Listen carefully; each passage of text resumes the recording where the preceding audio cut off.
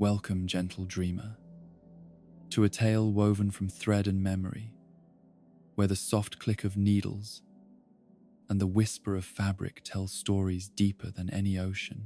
Tonight, we journey to a village where three sisters once stitched their dreams into reality, their bond as delicate and enduring as the finest silk.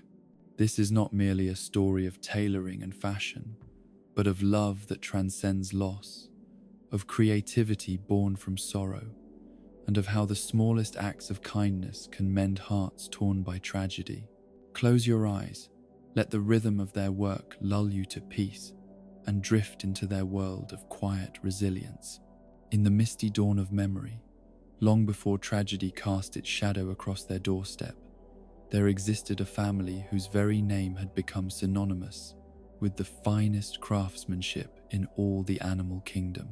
The Abel lineage stretched back through generations of hedgehogs whose nimble paws had shaped fabric into dreams, whose patient needles had stitched together not just garments, but the very social fabric of countless communities across the land. The tradition began with old Henrik Abel, a master tailor whose workshop in the heart of a bustling market town had drawn creatures from villages many days' journey distant. His fingers possessed an almost magical understanding of how cloth should fall, how seams should embrace the body, how color and pattern could transform, not just appearance, but the very essence of how one moved through the world. Henrik's philosophy was simple yet profound. Clothing was not mere covering, but the external expression of the soul's deepest truths.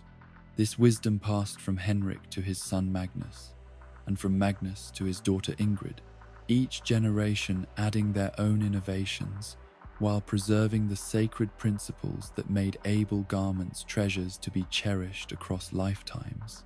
The family's reputation grew not through boastful advertising or flashy displays, but through the quiet satisfaction of customers who found that wearing an Abel creation somehow made them feel more like themselves than they had ever felt before. It was into this legacy of excellence and devotion that Tom and Sarah Abel were born, though not to the same parents or even the same village. Tom came from the mountain workshops where his family specialized in the thick, warm garments needed by creatures who faced harsh winters and bitter winds. His understanding of insulation and weather resistance was matched only by his appreciation for the rugged beauty that could be found in practical design. Sarah's heritage lay in the coastal ateliers, where her ancestors had learned to work with the delicate silks and flowing fabrics favored by creatures of more temperate climates. Her eye for color was legendary, even in her youth. Her ability to combine hues and textures, creating garments that seemed to capture the very essence of sea and sky, of sunset and dawn, of all the subtle beauties that painted the world in endless variety. When Tom and Sarah met at the great fashion gathering that occurred once every 7 years, bringing together the finest craftspeople from across the known world, it was as if two halves of some cosmic design had finally found each other. Tom's practical mastery complemented Sarah's artistic vision so perfectly that within days of their first conversation, they were sketching designs that neither could have conceived alone. Their courtship unfolded through shared projects, each garment they created together serving as both gift and promise. Tom would craft the foundation, the sturdy bones of a design, while Sarah would add the details that transformed utility into beauty. A simple winter coat became a masterpiece of both warmth and elegance. Its practical pockets, hidden within decorative panels, its weatherproof exterior adorned with subtle patterns that caught and reflected light like captured rainbows. When they finally married, beneath an archway woven from threads of every color imaginable and attended by craftspeople from dozens of species, their union represented not just the joining of two hearts, but the birth of a new chapter in the Abel family legacy. Together, they would create not just clothing, but an entirely new vision of what fashion could accomplish. Their search for the perfect location to establish their workshop took them across half the continent, visiting villages and towns, cities and hamlets, always seeking that special combination of community spirit, artistic appreciation, and practical need that would provide the ideal environment for their shared dreams.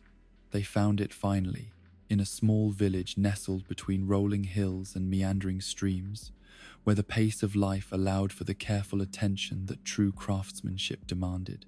The village had been without a proper tailor for nearly a generation, its residents making do with crude alterations and basic repairs performed by well-meaning amateurs, whose hearts were willing, but whose skills were limited. The arrival of Tom and Sarah Abel was greeted with the kind of joy normally reserved for the return of spring after an unusually harsh winter. Their shop, when they finally opened its doors after months of careful preparation, was a wonder to behold. The ground floor displayed their finished works with the reverence typically reserved for gallery exhibitions, each garment positioned to show its unique qualities while harmonizing with the overall aesthetic of the space. Natural light streamed through carefully positioned windows, illuminating the fabrics so that they seemed to glow with inner fire. But it was the workshop itself, occupying the entire second floor of the building, where the true magic happened. Here, Tom and Sarah had created not just a workspace, but a sanctuary dedicated to the art of transformation. The room was filled with the tools of their trade. Cutting tables worn smooth by generations of use, measuring devices precise to the smallest fraction, needles of every conceivable size and purpose, arranged with the care usually given to surgical instruments. The walls were lined with bolts of fabric representing every texture, weight, and hue that could be obtained through trade networks spanning the globe. Silks from the Far Eastern kingdoms hung beside wool from northern highlands, while cotton from southern plantations shared space with exotic materials, whose very names carried hints of distant mystery and adventure.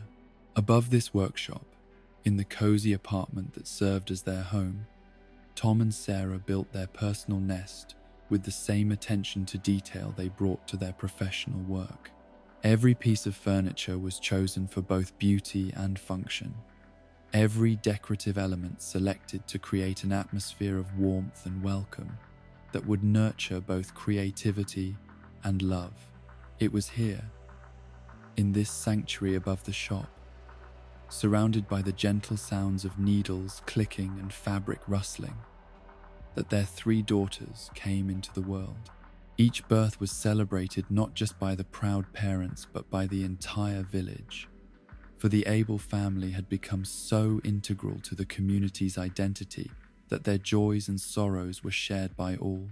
Sable arrived first, during an autumn storm that rattled the windows and sent leaves dancing through the streets like golden confetti. From her earliest moments, she displayed the serious, thoughtful nature that would define her throughout her life.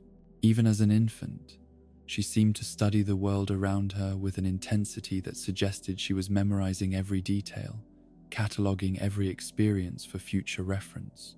Tom and Sarah recognized in their eldest daughter a natural inheritor of the family's methodical approach to craftsmanship.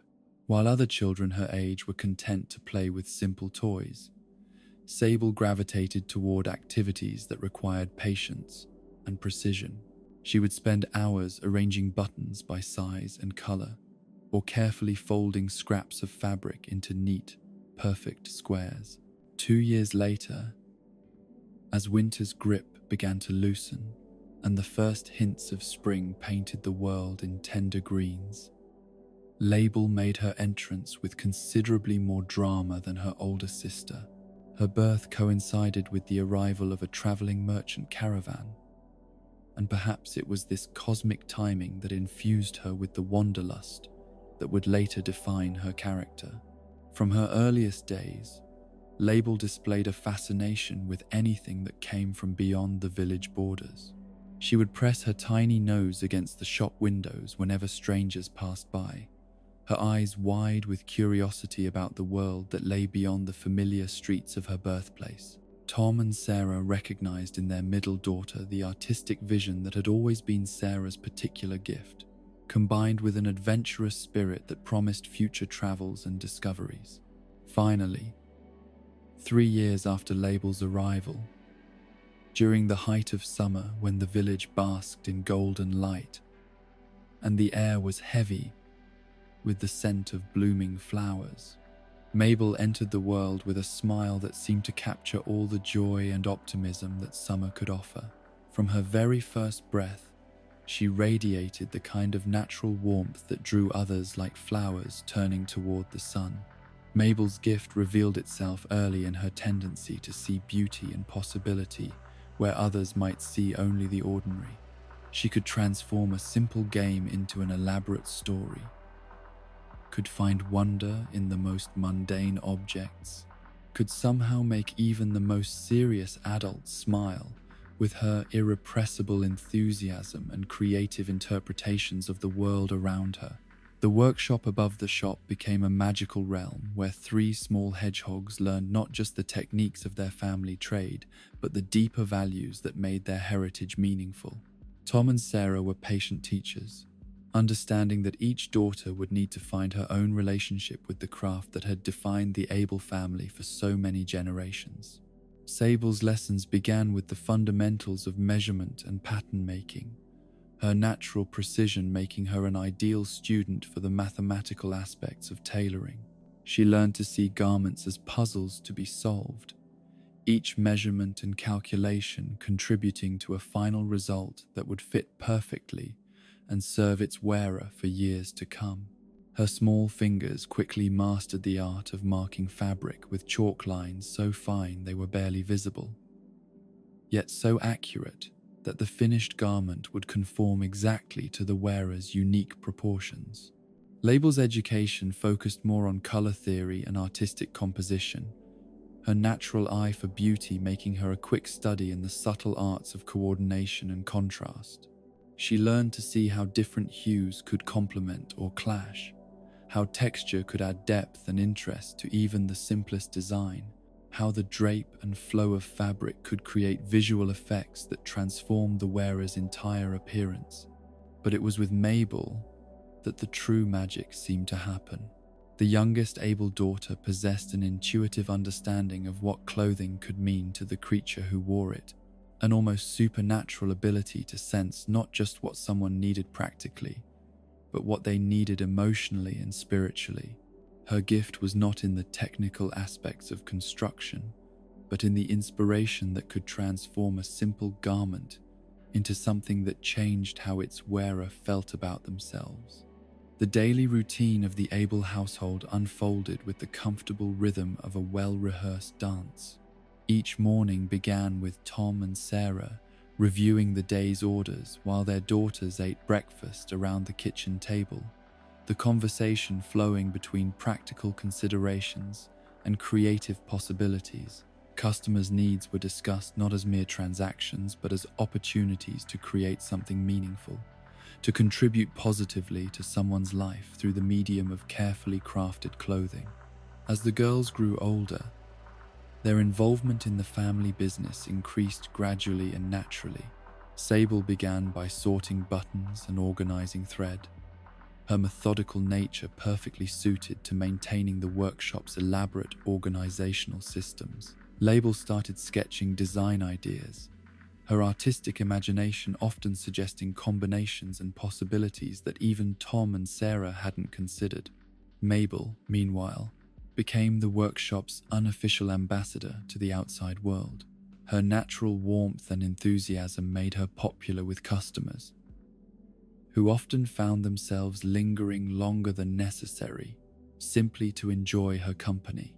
She had a gift for remembering personal details, for asking about family members and special occasions, for making each interaction feel like a reunion with a dear friend rather than a commercial transaction. The seasons marked time not just in the changing weather, but in the changing needs of their customers and the evolving projects that filled their workshop. Spring brought requests for lighter garments, summer colors bright and cheerful as the flowers that bloomed throughout the village. Summer demanded practical solutions for dealing with heat while maintaining style and comfort. Autumn was perhaps their busiest season, as creatures prepared for winter with orders for coats and sweaters, scarves and mittens, all the warm layers that would see them through the cold months ahead. But winter itself brought a different kind of work, repairs and alterations for garments that had served faithfully but needed refreshing, custom pieces for special occasions that brightened the darkest months with celebration and joy. Throughout all these cycles, the three sisters learned not just techniques but values. They learned that every customer deserved attention and respect regardless of their budget or status, that quality was never an accident but always the result of careful planning and patient execution, that creativity without discipline was merely chaos, while discipline without creativity was merely drudgery. Most importantly, they learned that their work was about more than just clothing. It was about helping others express their true selves, about creating beauty in a world that often seems short of it, about maintaining traditions while staying open to innovation and growth. They learned that the Abel family legacy was not just a matter of professional reputation, but of service to their community and dedication to ideals that transcended mere commerce. The evenings were perhaps the most magical times in the Abel household. After the shop closed and the day's customers had been served, the family would gather in their workshop for what Tom called dream time. This was when they worked on their most ambitious projects, the pieces that challenged their skills and pushed the boundaries of what they thought possible. These evening sessions were filled with quiet conversation, gentle laughter, and the comfortable sounds of a family working together toward common goals. Sable would focus intensely on whatever technical challenge she had set for herself, her young face serious with concentration. Label would experiment with color combinations and decorative elements, often creating effects so beautiful that even her experienced parents would pause in their own work to admire her achievements. Mabel, meanwhile, would flit between projects like a butterfly sampling flowers, offering encouragement here, suggesting improvements there, her natural enthusiasm lifting everyone's spirits when frustration or fatigue threatened to dampen their collective creativity. Her role as the family's emotional center was already becoming apparent, her gift for maintaining harmony and positivity making even the most challenging projects feel manageable. These were the golden days, the time of innocence and security when the future seemed as bright and unlimited as Label's boldest color combinations. The Abel sisters' shop had become not just a business but a cornerstone of village life, its success measured not only in profits, but in the satisfaction of customers who left feeling better about themselves than when they had arrived. Tom and Sarah watched their daughters grow and develop with the quiet pride of parents who see their deepest values taking root in the next generation. They recognized that each girl would ultimately find her own path, her own way of contributing to the family legacy, but they were confident that whatever directions their lives might take, the lessons learned in this workshop would serve them well. The future stretched ahead like a bolt of finest silk, full of potential and possibility, waiting to be cut and shaped into something beautiful. None of them could foresee the tragedy that would shatter their perfect world, the loss that would test everything they had learned about love and resilience and the true meaning of family. For now, there was only the peaceful rhythm of needles clicking, the soft whisper of thread being drawn through fabric, and the gentle voices of a family bound together by love and united in purpose. The workshop filled with golden light as another day drew to its close, and somewhere in the distance, a clock chimed the hour with the patient regularity that marked the passage of time in their peaceful world. Tomorrow would bring new challenges and new opportunities, but tonight there was only contentment, only the satisfaction of work well done and love well shared. In this sanctuary above their thriving shop, surrounded by the fruits of their labor, and the promise of continued success. The Abel family had created something precious and seemingly permanent. They had built not just a business, but a way of life, not just a livelihood, but a legacy that would endure through whatever trials the future might bring. Little did they know how soon that faith would be tested, how quickly their perfect world would be transformed by forces beyond their control or understanding. But for now, in this moment of perfect peace and harmony, they were simply a family united in love and purpose. Their needle-click symphony, a gentle lullaby that carried them toward dreams as beautiful as any garment they had ever created. The morning arrived with deceptive beauty, painted in the soft pastels of early spring that had always been Sarah's favorite season for designing new collections. The workshop windows caught the first light as it filtered through the village streets, illuminating dust motes that danced like tiny spirits in the golden air. It should have been a day like countless others in the Abel household, beginning with the familiar sounds of needles clicking and quiet conversation flowing between the family members as they prepared for another day of creative work. But fate has a way of choosing the most peaceful moments to unleash its cruelest transformations, arriving without warning to shatter the carefully constructed worlds we believe will endure forever. The tragedy that would reshape the lives of the three Abel sisters began not with dramatic storms or ominous portents, but with something as simple and innocent as a request for help from an old friend. Mrs. Hedwig, an elderly badger who lived alone on the outskirts of the village, had sent word that her ancient spinning wheel had finally broken beyond her ability to repair. She had been Tom's first customer when he and Sarah had opened their shop, and over the years had become not just a client, but a cherished friend whose wisdom and kindness had enriched their entire family's life. When her message arrived, carried by a young rabbit who worked as the village's unofficial courier, there was never any question that Tom would make time to help her. Sarah had planned to accompany her husband on the visit, for she loved spending time with Mrs. Hedwig almost as much as Tom did. The elderly badger possessed a vast collection of stories about the old days, tales of fashion and craft traditions that stretched back generations and provided endless inspiration for new designs. Her cottage was filled with samples of work from long-dead masters, pieces so exquisite that even Tom and Sarah, with all their skill and experience, could only marvel at the techniques their predecessors had perfected. But a last-minute order had arrived from the mayor's wife, a commission for a formal gown needed for an important ceremony just 3 days hence. The project would require Sarah's complete attention and artistic vision, her particular gift for combining colors and textures in ways that seemed to capture light and hold it within the fabric itself. So it was that Tom set out alone for Mrs. Hedwig's cottage, promising to return by midday with stories of what he had learned from examining her broken spinning wheel.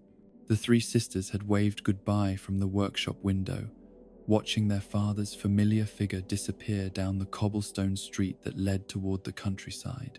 Sable had returned immediately to her current project, a child's winter coat that required precise calculation to ensure proper fit and comfort. Label was experimenting with a new embroidery technique she had discovered in one of their mother's old pattern books, her needle creating delicate flower patterns that seemed to bloom across the fabric. Mabel, meanwhile, was helping their mother with the mayor's wife's gown, her young eyes sharp enough to catch the subtle imperfections that could ruin an otherwise perfect piece. She had inherited her mother's eye for color, but more than that, she possessed an intuitive understanding of how garments should feel to the person wearing them, an empathy that allowed her to anticipate comfort issues before they became problems. The morning passed with the peaceful rhythm that had become the soundtrack of their lives. each family member absorbed in their individual tasks yet connected by the shared purpose that bound them together. Sarah hummed softly as she worked, an old melody her own mother had sung in their childhood workshop, while the girls chatted quietly about everything and nothing, their conversation flowing like a gentle stream around rocks of concentration. It was Label who first noticed that something was wrong, her attention drawn from her embroidery by sounds that didn't belong in their usual morning symphony. Voices in the street below carried an urgency that made her look up from her work. Her young face creased with the kind of concern that comes from sensing adult worry, even when its source remains unclear. Through the workshop windows, she could see people gathering in small groups, their gestures animated and their expressions troubled. Dr. Maple, the village physician, hurried past with his medical bag clutched tightly in his paw, his usual unhurried pace replaced by something approaching panic. Mrs. Elm from the bakery stood in her doorway, Flower still dusting her apron, speaking in hushed tones to Mr. Oak, who ran the village's general store. Sarah noticed her daughter's distraction and moved to the window herself, her own expression growing troubled as she took in the scene below. In a village as small and close-knit as theirs, unusual activity was always cause for concern, for the residents had learned to depend on each other in ways that city dwellers could never fully understand. When something was wrong with one member of their community, it affected everyone. The knock that came at their door was soft but insistent, carrying within its rhythm the kind of careful restraint that precedes the delivery of terrible news. Sarah wiped her hands on her apron and hurried downstairs, followed by her 3 daughters who had sensed without being told that whatever was happening would change their lives in ways they couldn't yet imagine. Mayor Tortimer stood on their doorstep, his usually cheerful demeanor replaced by an expression of profound sadness and uncomfortable duty. Behind him waited Dr. Maple, his medical bag now seeming less like a tool of healing and more like a prop in some tragic play. The two had clearly drawn lots or made some other arrangement to determine who would bear the burden of sharing news that no one should ever have to deliver. The words, when they finally came, seemed to hang in the air like physical objects before slowly sinking into the consciousness of the listeners with the weight of stones dropping into still water. There had been an accident on the old bridge that crossed the stream near Mrs. Hedwig's cottage. The ancient wooden structure, weakened by recent rains and neglected maintenance, had collapsed just as Tom was crossing it on his way home from his visit. The details of what followed would remain mercifully vague in the telling, for some truths are too harsh to be spoken plainly to the survivors of tragedy. Tom had been found by a farmer who happened to be checking his fences nearby. The sound of splintering wood and the splash of something heavy hitting water having drawn his attention from his routine tasks. By the time help could be summoned and organized, by the time Dr. Maple could be fetched from his morning rounds, it was already too late for healing. Too late for anything but the gentle closure of accepting what could not be changed. Sarah's reaction was the terrible silence of someone whose world has just ceased to exist in any recognizable form, her face going white as paper while her hands reached out instinctively for the support of the doorframe. The news seemed to strike her with physical force, her body swaying as if buffeted by winds that only she could feel. In that moment, the confident, capable woman who had built a life and a business through sheer determination and skill became something fragile and uncertain, a person suddenly cast adrift on an ocean of grief without compass or anchor. But it was the reaction of the 3 sisters that truly broke the hearts of everyone present, for children's grief has a purity and immediacy that adult sorrow, no matter how profound, can rarely match. Sable, the eldest and most serious, seemed to age years in the space of seconds. Her young face taking on the weight of responsibilities, she couldn't yet fully comprehend. Her first thought, characteristically, was for her mother and younger sisters, her mind already beginning the grim calculations of what would need to be done to hold their family together. Label's response was the opposite of her older sister's measured control, her artistic temperament making her emotions as vivid and immediate as the colors she loved to work with. She burst into tears that seemed to come from some deep well of sorrow, her young body shaking with the force of grief that had no adequate outlet. Her cries filled the workshop with a sound that spoke of dreams shattered and security destroyed, of a world suddenly made dangerous and unpredictable. Mabel, the youngest, and in many ways the most vulnerable, seemed unable to fully process what she was being told. Her response was not tears or silence, but a stream of questions that revealed her desperate hope that there had been some mistake, some misunderstanding that could be corrected with the right words or actions. Surely their father would be coming home soon. Surely this was all some horrible confusion that would be resolved when he walked through their door with his usual smile and gentle greeting. The days that followed the delivery of this devastating news passed in a blur of arrangements and obligations that seemed to have no connection to the normal rhythms of life in the Abel household. Neighbors and friends arrived in steady streams, bearing casseroles and condolences, their faces wearing the uncomfortable expressions of people who want desperately to help, but don't know what form that help should take. The workshop fell silent for the first time in living memory, its usual sounds of creativity and productivity replaced by the hushed conversations of adults making the kinds of decisions that should never have to be made. Sarah moved through these interactions like someone walking underwater, her responses automatic and distant, her mind seemingly elsewhere as she tried to process a reality that her heart refused to accept. The funeral, when it finally came, was both a celebration of Tom's life and a stark reminder of how central he had been to the fabric of their community. The village church overflowed with creatures from every corner of the region, customers and competitors alike, united in their respect for a craftsman whose integrity and skill had set standards that others aspired to match. Sable, dressed in the simple black dress that her mother had sewn with trembling hands, stood beside the casket with a composure that impressed and worried the adults who watched her. At barely 14 years old, she was already displaying the kind of strength and responsibility that suggested she understood her role as the family's new anchor, the steady presence around which her mother and sisters would need to orient themselves in the difficult days ahead. Label's grief was more visible, her tears flowing freely as she struggled to understand how someone so vital and loving could simply cease to exist.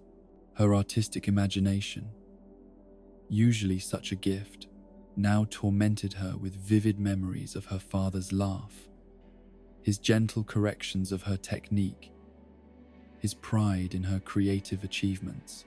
She kept expecting to hear his voice calling from downstairs, to see his familiar figure in the doorway of their workshop. Mabel clung to her mother throughout the service, her small body pressed against Sarah's side, as if physical contact could somehow hold their fragmenting world together. She was too young to fully understand the permanence of what had happened, but old enough to sense that everything familiar and safe had been fundamentally altered in ways that might never be repaired. The return to their empty house after the funeral was perhaps the cruelest moment of all, for it was then that the true scope of their loss became undeniably clear. The workshop that had always buzzed with activity and conversation now echoed with emptiness. Tom's tools arranged exactly as he had left them, his half-finished projects, waiting for hands that would never return to complete them. Sarah stood in the center of the room that had been the heart of their shared dreams, her eyes moving from one familiar object to another, as if cataloging everything they had built together before it too disappeared. The cutting table where they had planned countless projects together, the chair where Tom had sat during their evening work sessions, the corner where he kept his favorite tools. All of these suddenly became not just furniture but shrines to a presence that could never be replaced.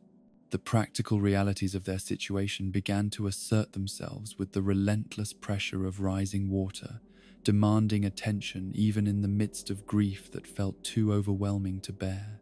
Bills continued to arrive, customers still needed their orders completed, and the basic necessities of food and shelter required money that would not earn itself. Sarah, who had always handled the creative aspects of their business while Tom managed the financial side, suddenly found herself drowning in ledgers and accounts that might as well have been written in a foreign language.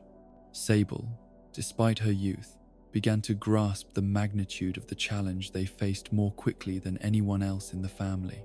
She had inherited her father's methodical nature and his understanding of the mathematical principles that underlay successful business operations.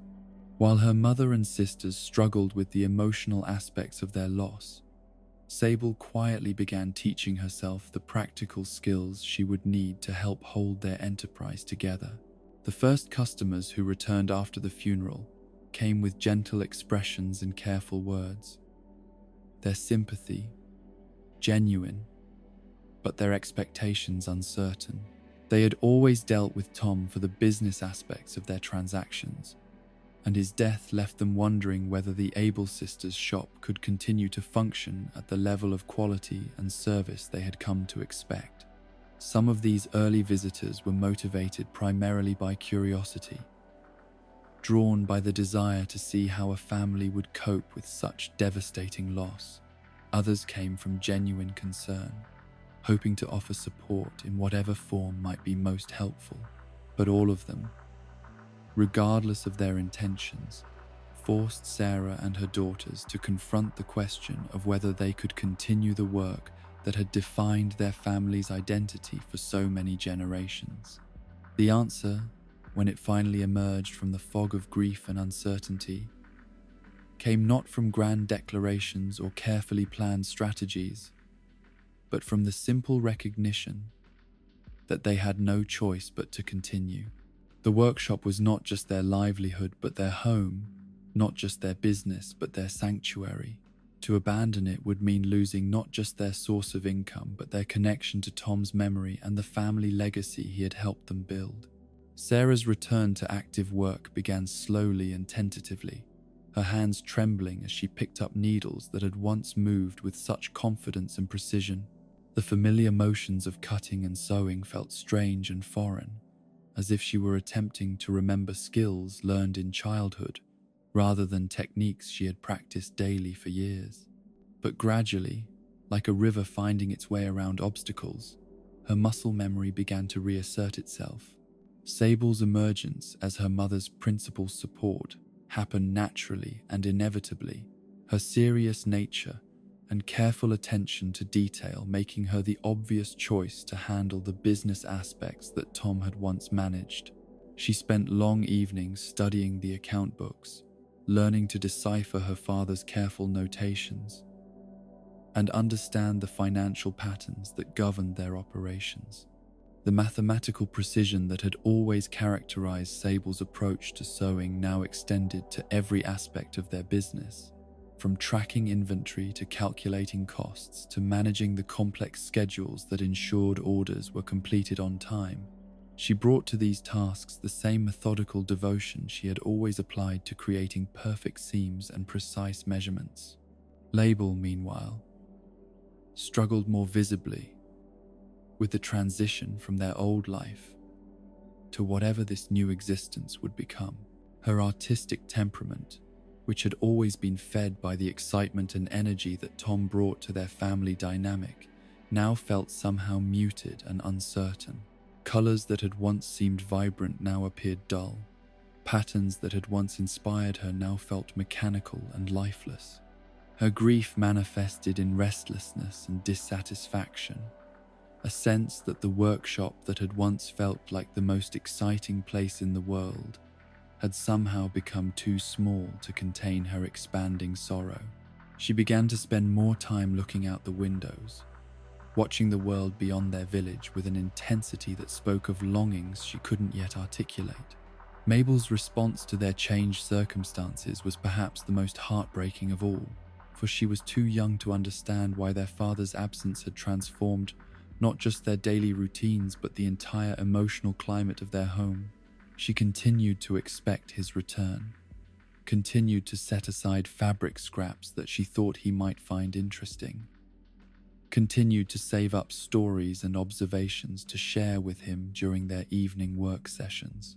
Her confusion was compounded by the way the adults around her had changed, becoming more serious and worried, less likely to laugh at her jokes or join in her spontaneous games.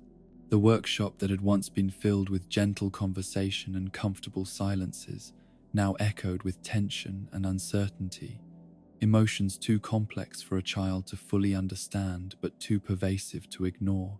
The community's response to their tragedy evolved gradually from the immediate outpouring of sympathy to the more sustainable but less visible forms of support that would be needed for the long term. Regular customers made an extra effort to continue patronizing the shop, understanding that their business was essential to the family's survival. Neighbors found excuses to stop by with small gifts of food or offers of help with household tasks that had become more difficult to manage. But perhaps the most meaningful support came from other crafts workers in the region, tailors and seamstresses, who understood better than anyone else the challenges facing a workshop that had suddenly lost its master craftsman. They offered advice on managing difficult customers, shared techniques for handling complex orders more efficiently, and most importantly, provided the kind of professional validation that helped Sarah believe she could maintain the standards that had made the Able name synonymous with excellence. The first major order they completed after Tom's death was a wedding dress for a young rabbit who lived in a neighboring village, a commission that had been placed months earlier and now represented both an opportunity and a test. The bride's family had offered to release them from the obligation, understanding the difficult circumstances, but Sarah insisted on fulfilling the commitment as a matter of professional honor. The creation of that dress became a milestone in their recovery, requiring every skill and all the determination they could muster. Sarah handled the basic construction, while Sable managed the precise measurements and fitting adjustments. Label contributed decorative elements that transformed a simple gown into something truly special, while even little Mabel played her part by organizing supplies and maintaining the workshop's careful order. When the bride arrived for her final fitting, her face glowing with happiness as she turned before their mirror, the sight of her joy provided something the Able sisters hadn't experienced since their father's death, the satisfaction of knowing they had contributed to someone else's happiness, that their skills could still create beauty and meaning in a world that often seemed dark and uncertain. The success of that project gave them the confidence to accept other challenging commissions, gradually rebuilding not just their business, but their sense of identity as craftspeople worthy of their family's legacy. Each completed order became proof that they could survive without Tom's direct guidance, that the skills and values he had taught them were strong enough to sustain them through even the most difficult circumstances. But survival, they were learning, was not the same as healing, and the wounds left by Tom's sudden absence would require much more time and patience to mend. The workshop continued to function, customers continued to be served, and orders continued to be completed on schedule, but the easy joy that had once characterized their work together was gone, replaced by a more serious and determined professionalism. Sarah, in particular, seemed to have aged years in the months following Tom's death, her face losing some of its softness and taking on the harder lines of someone who has learned that security is always temporary and loss is always possible. Her interactions with customers became more formal and less personal, her focus shifting from the creative collaboration that had once energized her to the practical necessities of simply keeping their business operational. The The seasonal rhythms that had once marked time in their household took on new significance, for they now served as measurements of how long they had managed to survive without Tom's presence. The first spring without him brought orders for lightweight garments and bright colors that somehow felt inappropriate for people still deep in mourning. The first summer without him meant managing the increased workload of their busy season without his help in handling the business aspects of their operations. But it was the first autumn without Tom that truly tested their resolve, for it was then that they faced the season that had always been their most challenging and rewarding time of year. The orders for winter coats and warm accessories poured in with their usual regularity, each one representing not just a business opportunity, but a reminder of all the evenings Tom had spent teaching them the specialized techniques needed for cold weather garments. Sable rose to meet these challenges with the same methodical determination she brought to every task, her young hands somehow managing to execute techniques that should have required years more experience to master. She worked longer hours than anyone else in the family, arriving in the workshop before dawn and continuing long after her mother and sisters had gone to bed, driven by a sense of responsibility that seemed far too heavy for someone barely 15 years old. Label's contribution to their collective effort was less consistent but no less valuable, her artistic insights providing the creative spark that transformed utilitarian winter garments into pieces that customers treasured for their beauty as well as their warmth. Her mood swings, from periods of intense creativity to days of listless distraction, reflected the ongoing struggle to find her place in a family dynamic that had been permanently altered by loss. Mabel, meanwhile, gradually began to accept the reality of their changed circumstances, her questions about when their father would return becoming less frequent and finally ceasing altogether. But her adjustment to their new normal came at the cost of some of her natural exuberance, her spontaneous joy tempered by an awareness of fragility that no child should have to carry. The workshop itself began to reflect these changes in atmosphere, its formerly warm and welcoming environment becoming more focused and businesslike. Conversations revolved around practical matters rather than creative possibilities. Schedules took precedence over spontaneous collaboration, and efficiency became more important than the leisurely exploration of new techniques that had once been their greatest pleasure. Yet despite all these changes, despite the grief that colored every day and the responsibilities that weighed on shoulders too young to bear them, the Able sisters continued their work with a dedication that would have made Tom proud. They had learned, in the hardest possible way, that love persists beyond loss, that skills once learned become permanent possessions that no tragedy can steal, and that the simple act of creating something beautiful remains meaningful even when the world seems determined to emphasize ugliness and sorrow. The thread of their story, though tangled now by tragedy and strained by circumstances beyond their control, remained unbroken. They were still the Able sisters, still inheritors of a legacy that stretched back through generations, still capable of transforming cloth and thread into garments that would warm bodies and gladden hearts throughout their community. But they were also forever changed by what they had endured, marked by loss in ways that would influence every decision they made and every relationship they formed in the years ahead. The innocence of their childhood had been sacrificed on the altar of necessity, replaced by a premature understanding of life's fragility and an appreciation for the strength that can be found in simple persistence.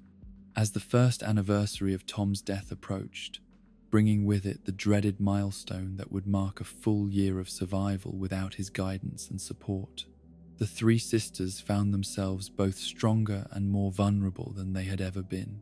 They had proven they could maintain their family business and honor their father's memory through the quality of their work, but they had also learned that some losses leave permanent scars that time alone cannot heal.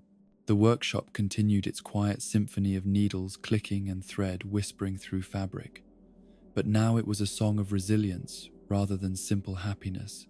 a melody that acknowledged sorrow while affirming the possibility of continuing to create beauty despite the pain that colored every note. The years that followed Tom's death unfolded with the relentless patience of water wearing away stone, each day requiring the Able sisters to navigate a world that had been fundamentally altered by loss, yet stubbornly insisted on continuing as if nothing had changed. Time moved forward with its usual indifference to grief, marking seasons and celebrations, births and harvests, all the ordinary miracles that constitute the rhythm of village life, while the three young hedgehogs learned to carry their sorrow like a carefully balanced burden that could never be set aside, but must not be allowed to crush them beneath its weight. Sable's transformation during these difficult years was perhaps the most dramatic and heartbreaking to witness, for it required the eldest sister to sacrifice much of her own youth on the altar of necessity and responsibility. At an age when other creatures her size were still discovering their talents and exploring their possibilities, Sable found herself thrust into the role of family provider and protector, carrying burdens that would have challenged someone twice her age and experience. The workshop became her domain, in ways that went far beyond mere familiarity with its tools and techniques. She knew every squeak in the floorboards, every variation in how the morning light fell across the cutting tables, every subtle change in the building's sounds that might indicate a problem requiring immediate attention. Her days began before dawn with a careful inventory of their supplies and a review of the orders that needed completion. Her methodical nature, ensuring that nothing was forgotten or overlooked despite the overwhelming complexity of managing their operations. But it was not just the practical aspects of the business that demanded her attention. Sable also found herself serving as the emotional anchor for her mother and younger sisters, providing the stability and reassurance they all desperately needed as they struggled to find their footing in their transformed world.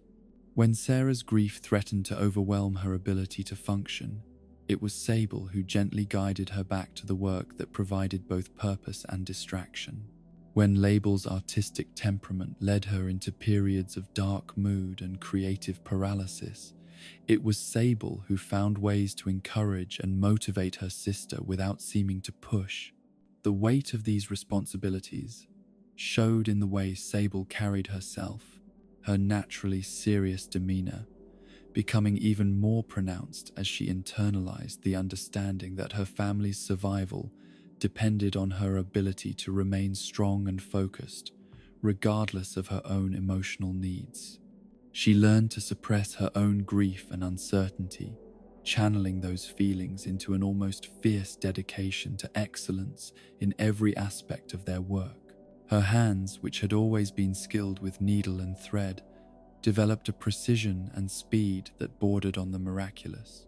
She could complete complex alterations in half the time such work had once required, her techniques becoming so refined that even experienced customers who had worked with her father began to comment on the exceptional quality of her craftsmanship.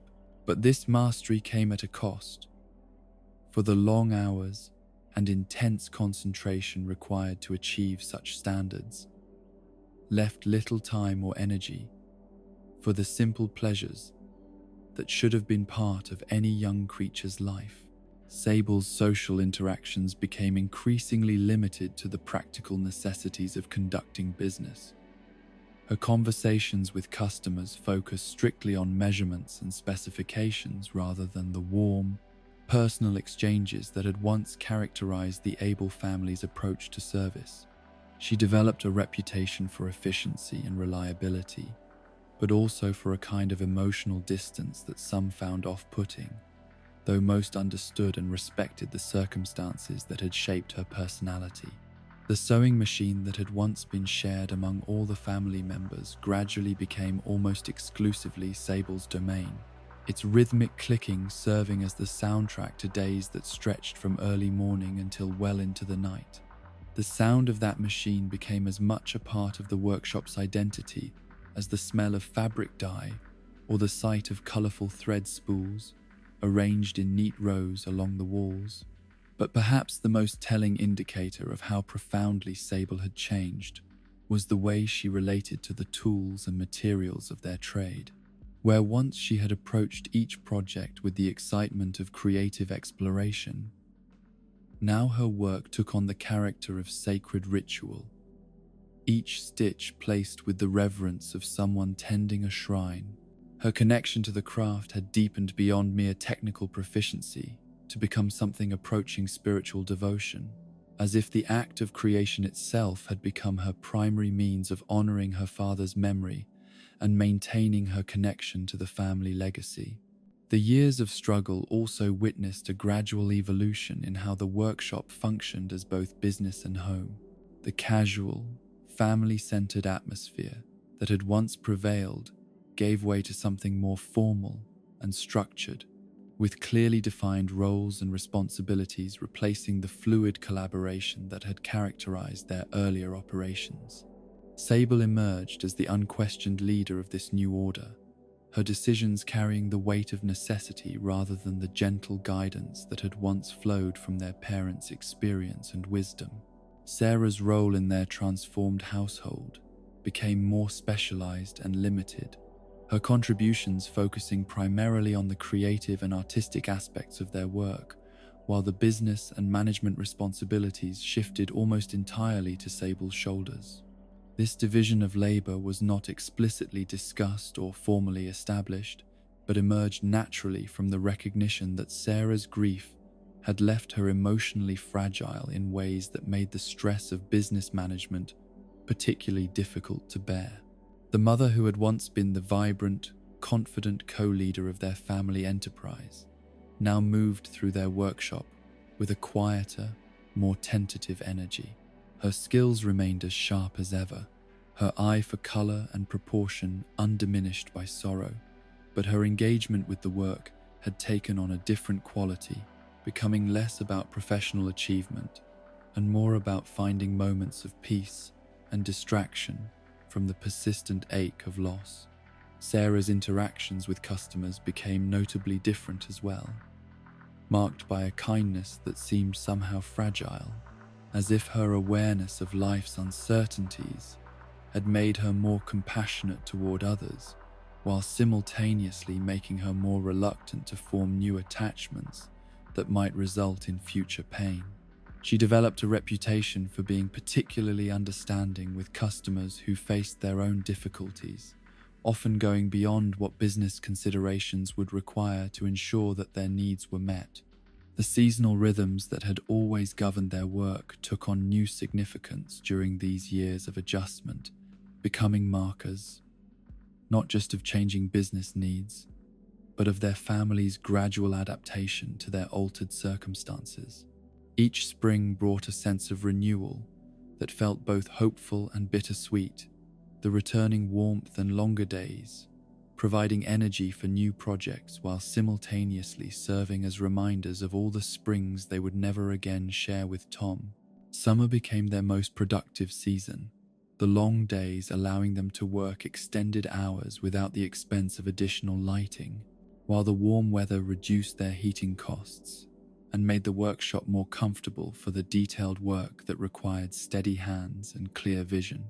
But summer also brought its own challenges, as the heat could make the close work of detailed sewing uncomfortable, and the bustle of tourist season brought customers whose expectations and demands sometimes strained their resources.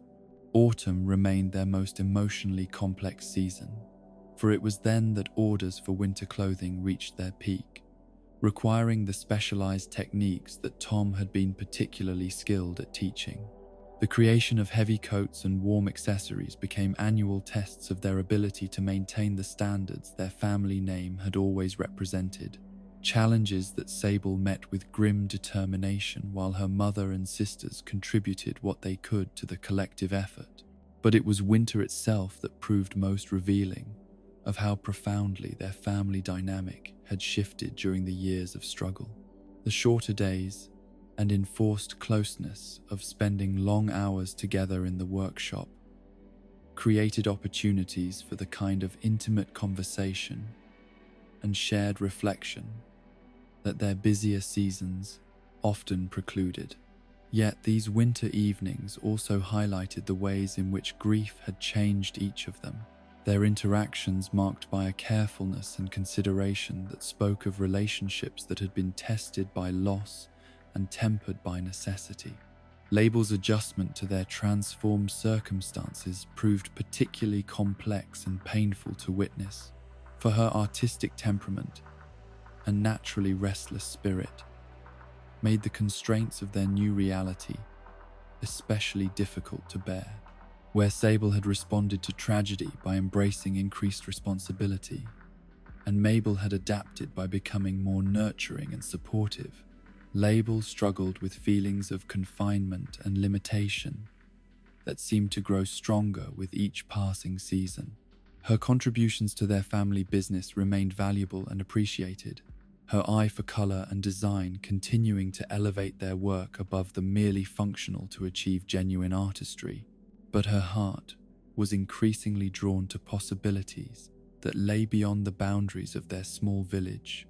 Her imagination fired by stories of fashion centers and cosmopolitan environments where creativity was not constrained by practical necessity or limited by local tastes and expectations. The letters and trade publications that occasionally found their way to their workshop brought news of fashion trends and artistic innovations that seemed to highlight the narrow scope of their own operations. Label would pore over these materials with an intensity that spoke of hunger for experiences and opportunities that their current circumstances could not provide, her dissatisfaction becoming more apparent with each passing month. Her periods of creative productivity alternated with days of restless discontent, her moods shifting like weather patterns that the rest of the family learned to navigate with careful attention to the warning signs that indicated stormy conditions ahead. During her productive phases, Label would throw herself into projects with an enthusiasm that recalled the old days, her innovations adding elements of sophistication and beauty that helped maintain their reputation for exceptional work. But when the restlessness took hold, Label would spend hours staring out the workshop windows, her attention focused not on the familiar streets of their village, but on the distant horizons that promised escape from the grief and limitation that seemed to define their current existence. These moods worried Sarah and Sable particularly, for they suggested a fundamental dissatisfaction that could not be addressed through any adjustment in their working arrangements or family dynamics. The middle sister's artistic vision continued to develop and mature during these years, her understanding of color theory and design principles advancing through careful study and experimentation. She began to create pieces that were not just beautiful but innovative, incorporating techniques and aesthetic approaches that drew admiration even from customers whose own tastes ran toward more conservative and traditional styles. Yet this growing sophistication also highlighted the constraints under which she was working, the gap between her artistic ambitions and the practical limitations of their small workshop becoming more apparent with each new project. Label began to speak more frequently about fashion centers in distant cities, about opportunities for advanced training and exposure to international trends that could only be found beyond the borders of their rural community. Meanwhile, Mabel's development during these formative years took a notably different direction from that of her sisters, her naturally warm and empathetic personality making her the emotional heart of their transformed family unit.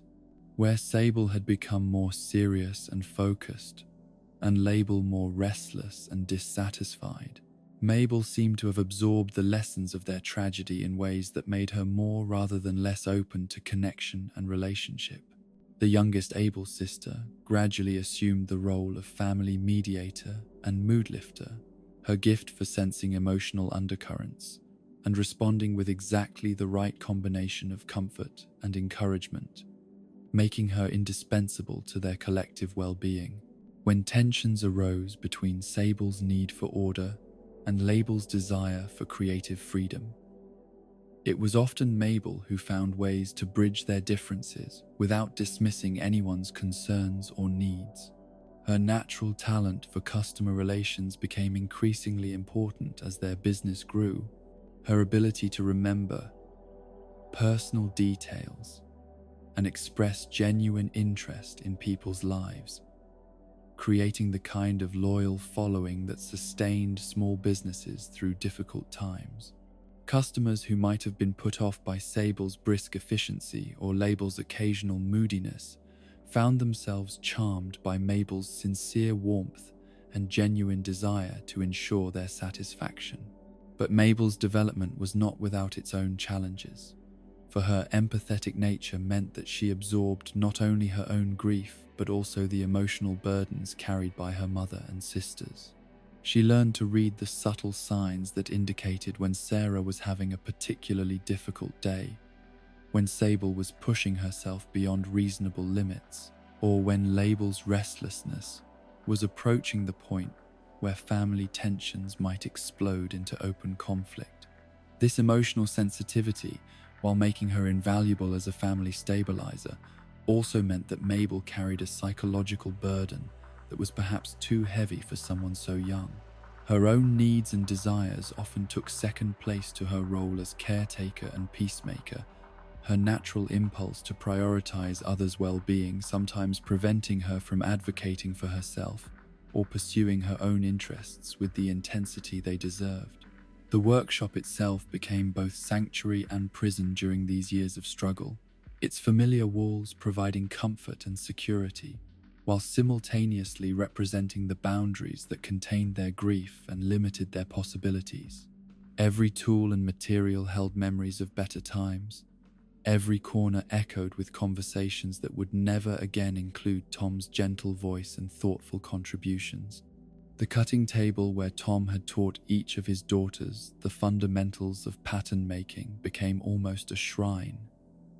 Its surface kept meticulously clean and organized, as if preparing for his return. Sarah would sometimes stand beside it in moments when the grief felt particularly overwhelming, her hands resting on the worn wood, while her mind traveled back to evenings when their biggest concerns had been whether a particular shade of blue would complement a customer's complexion, or whether a new technique might improve their efficiency. The afternoon light that streamed through the workshop windows created patterns that shifted with the seasons but retained a constant quality of gentle warmth that had always made their workspace feel more like a sanctuary than a place of business.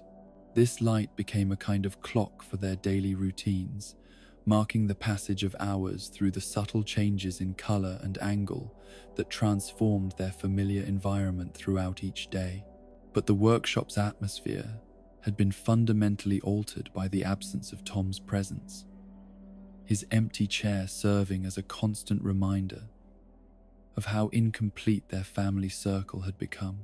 The conversations that had once flowed so naturally between all 5 family members now carried gaps and silences that everyone felt but no one wanted to acknowledge directly, creating an undercurrent of sadness that colored even their happiest moments. The regular customers who had sustained their business through the most difficult period gradually became extended family in ways that went beyond normal commercial relationships. Mrs. Peacock, who ordered a new dress for every major social event, began bringing small gifts of food and household items that she claimed were surplus from her own shopping, but which everyone understood were gestures of support for a family still struggling with loss. Mr. Badger, whose work clothes required constant repair and replacement, started scheduling his visits during times when he knew his cheerful conversation and appreciation for their work would provide emotional as well as financial support. He had a gift for sharing village gossip and harmless local news that helped the Able sisters feel connected to their community, even during periods when grief made social interaction particularly challenging. The village children, many of whom had watched Sable, Label, and Mabel grow up, began treating the Able Sisters shop as an unofficial community center, stopping by after school to share their daily adventures and seek advice about their own small problems and concerns. These visits brought life and energy to the workshop, their innocent chatter and endless questions providing welcome distraction from the weightier concerns of business and family management. These young visitors seemed to sense instinctively that the Able sisters needed their cheerful presence, their natural exuberance serving as a counterbalance to the seriousness that had settled over the household. They would admire works in progress, ask about techniques and materials, and generally provide the kind of audience that helped remind the sisters why they had fallen in love with their craft in the first place. The gradual development of new routines and traditions helped establish a sense of stability and purpose that made each day feel manageable rather than overwhelming. Morning inventory became Sable's meditation, her careful cataloguing of supplies and materials, providing a sense of control and preparation that helped her face whatever challenges the day might bring. Afternoon fittings became Sarah's domain, her gentle manner and artistic eye making customers feel comfortable and confident during what could otherwise be stressful experiences. Evening work sessions evolved into times of quiet companionship, the family members working side by side in comfortable silence, broken only by occasional questions about technique or requests for assistance with particularly challenging tasks.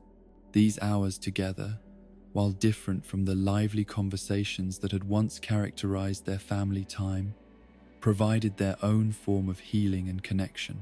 The seasonal celebrations that punctuated their year took on new significance as milestones of survival and adaptation, each holiday successfully navigated serving as proof that they could maintain their family traditions despite the fundamental changes in their circumstances.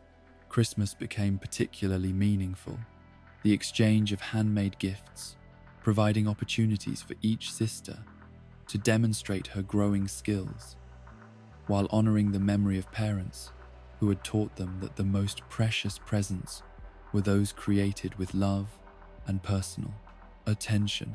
Spring cleaning became an annual ritual of renewal and organization, the thorough sorting of materials and supplies serving practical purposes, while also providing psychological benefits through the sense of fresh starts and new possibilities. These systematic reviews of their resources often revealed forgotten treasures, pieces of fabric or trim that sparked new creative ideas and reminded them of the abundance of possibilities that still existed within the constraints of their current situation. The correspondence that occasionally arrived from other craftspeople and suppliers became treasured connections to the broader world of fashion and design, their technical discussions and professional exchanges helping the sisters feel that they remained part of a larger community of makers and creators. These letters brought news of innovations and trends, patterns and techniques that could be adapted to their own work and circumstances. Label's fascination with these outside influences grew stronger with each passing season. Her artistic imagination sparked by descriptions of techniques and materials that were not readily available in their small village. She began to dream of opportunities for advanced training, of workshops and apprenticeships that could expand her skills beyond what their family teaching could provide. The financial pressures that had seemed so overwhelming in the immediate aftermath of Tom's death gradually eased as their reputation for quality work attracted customers from increasingly distant communities. Word-of-mouth advertising proved more effective than any formal marketing could have been, their satisfied customers serving as ambassadors who brought new business through genuine recommendations based on personal experience. This growing success provided not just economic relief but psychological validation, proof that they had successfully maintained the standards of excellence that had defined the Able family name for generations. Each new customer who sought them out based on recommendations from previous clients represented a small victory in their larger struggle to honor their father's legacy while building their own independent reputation. The increased income also allowed for modest improvements in their equipment and materials, upgrades that improved both the quality of their work and the efficiency of their operations. A new cutting table with better lighting, improved storage systems for their growing inventory of fabrics, updated tools that made detailed work easier and more precise. These investments represented not just practical improvements, but symbols of their commitment to continuing and expanding their family business. But success also brought its own challenges, particularly the pressure of increased expectations and the constant fear that their good fortune might prove temporary. Sable, in particular, became almost obsessive about maintaining their quality standards, her perfectionist tendencies intensifying as she worried that any decline in their work might lead to the loss of customers they had worked so hard to attract and retain. The workshop's reputation for excellence began to spread beyond their immediate region, attracting customers who were willing to travel significant distances for the opportunity to work with craftspeople whose skills rivaled those found in much larger cities.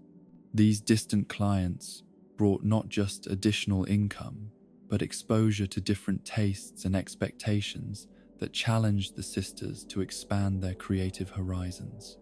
Orders from these sophisticated customers often required techniques and materials that pushed the boundaries of what their small workshop could easily accommodate, leading to innovations and adaptations that strengthened their skills while testing their resourcefulness.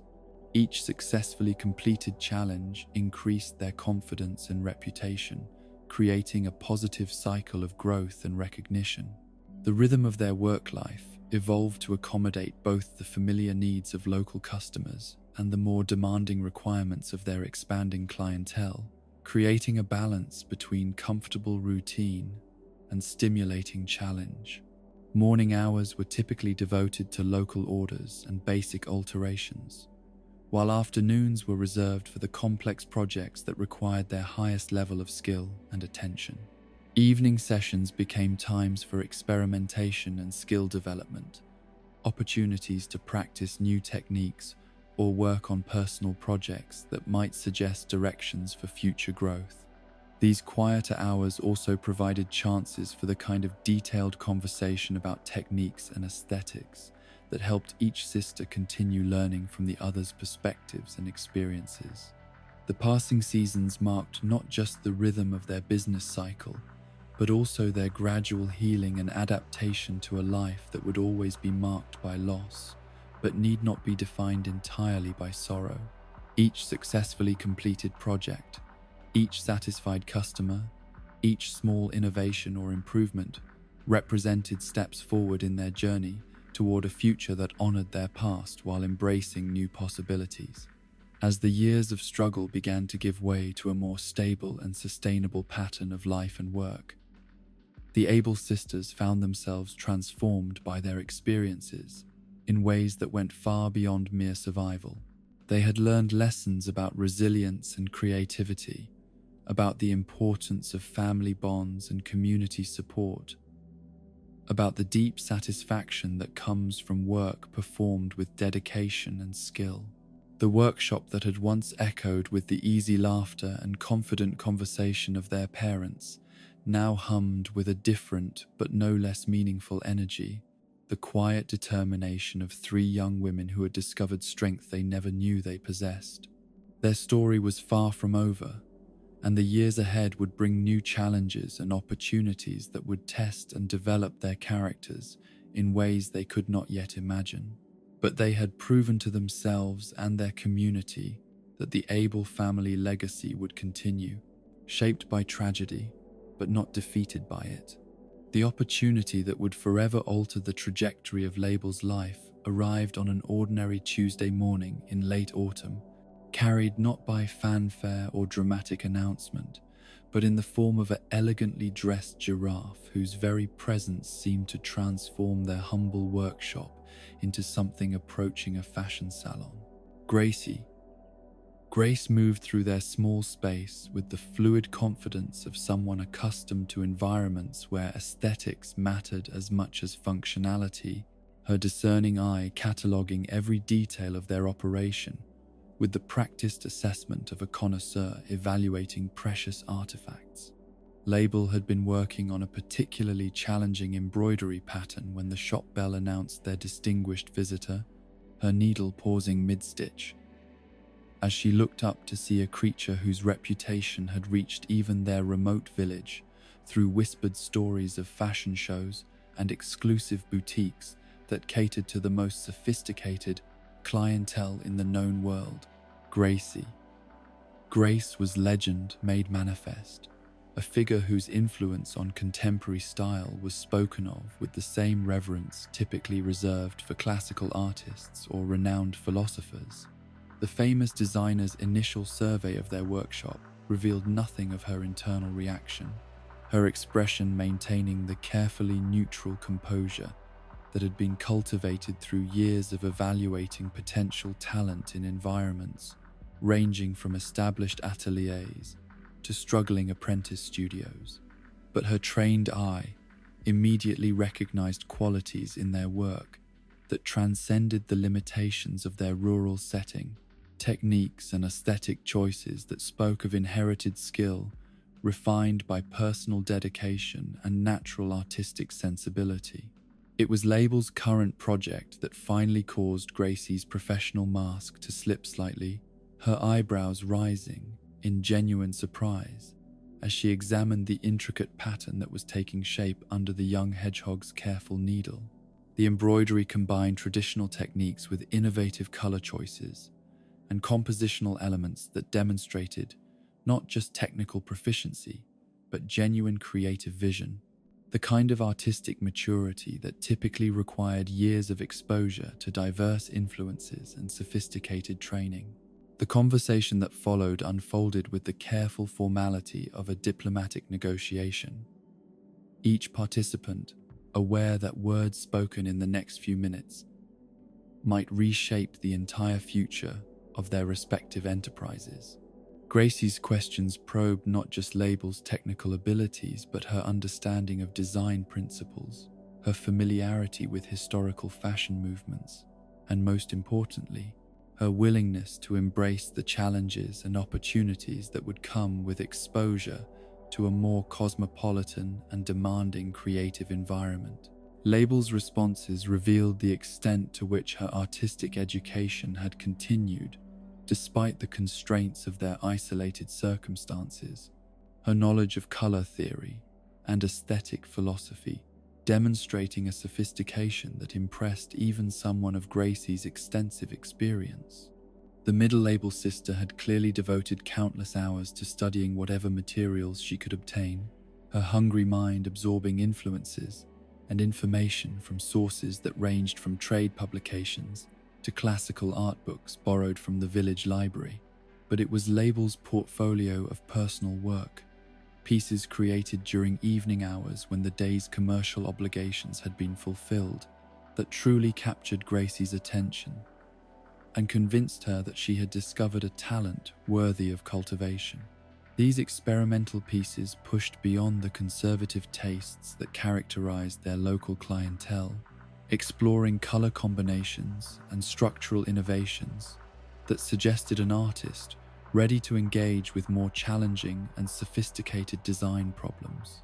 The offer, when it finally came, was presented with the matter-of-fact directness that characterized all of Gracie's business dealings, yet it carried implications so profound that everyone present understood they were witnessing a moment that would divide Label's life into before and after with surgical precision.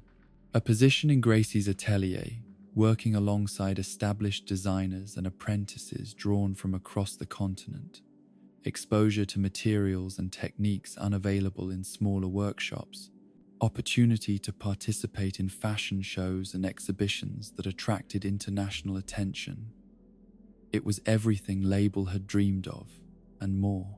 Yet the decision was far from simple, for accepting Gracie's offer would mean leaving behind not just the physical comfort of home, but the emotional security of family bonds that had been strengthened rather than weakened by the trials they had endured together. The Able sisters had become more than siblings during the years following their father's death. They had become an integrated support system where each member's contributions were essential to the stability and success of the whole. Sable's initial reaction to the news was a complex mixture of emotions that she struggled to process and express. Her natural protectiveness toward her younger sisters, conflicting with her recognition that Label's artistic talents deserved opportunities for development that their small workshop could never provide. The eldest sister had sacrificed so much of her own youth to ensure their family's survival, and the thought of losing another pillar of their carefully constructed stability filled her with anxiety that bordered on panic. But beneath her fear lay a deeper understanding born from her own intimate relationship with craft and creativity. An appreciation for the importance of growth and challenge in the development of any artist's abilities. Sable had watched Label struggle with the limitations of their rural environment, had seen her sister's frustration grow as her skills outpaced the opportunities available for their expression and refinement. Sarah's response to Gracie's offer reflected the complicated perspective of a mother figure who had watched her children grow beyond the boundaries of childhood while still feeling responsible for their safety and happiness. Her own artistic background gave her unique insight into the value of Label's opportunity, yet her experience of loss made her reluctant to encourage any change that might result in permanent separation from the family members who had become her anchor in a world that often seemed uncertain and threatening. The discussions that followed Gracie's visit stretched across several weeks of carefully considered conversation, each family member weighing the potential benefits and costs of Label's departure against their understanding of what was best for both the individual and the family unit as a whole. These conversations took place during evening work sessions, their hands busy with familiar tasks while their minds grappled with questions that had no easy or obvious answers.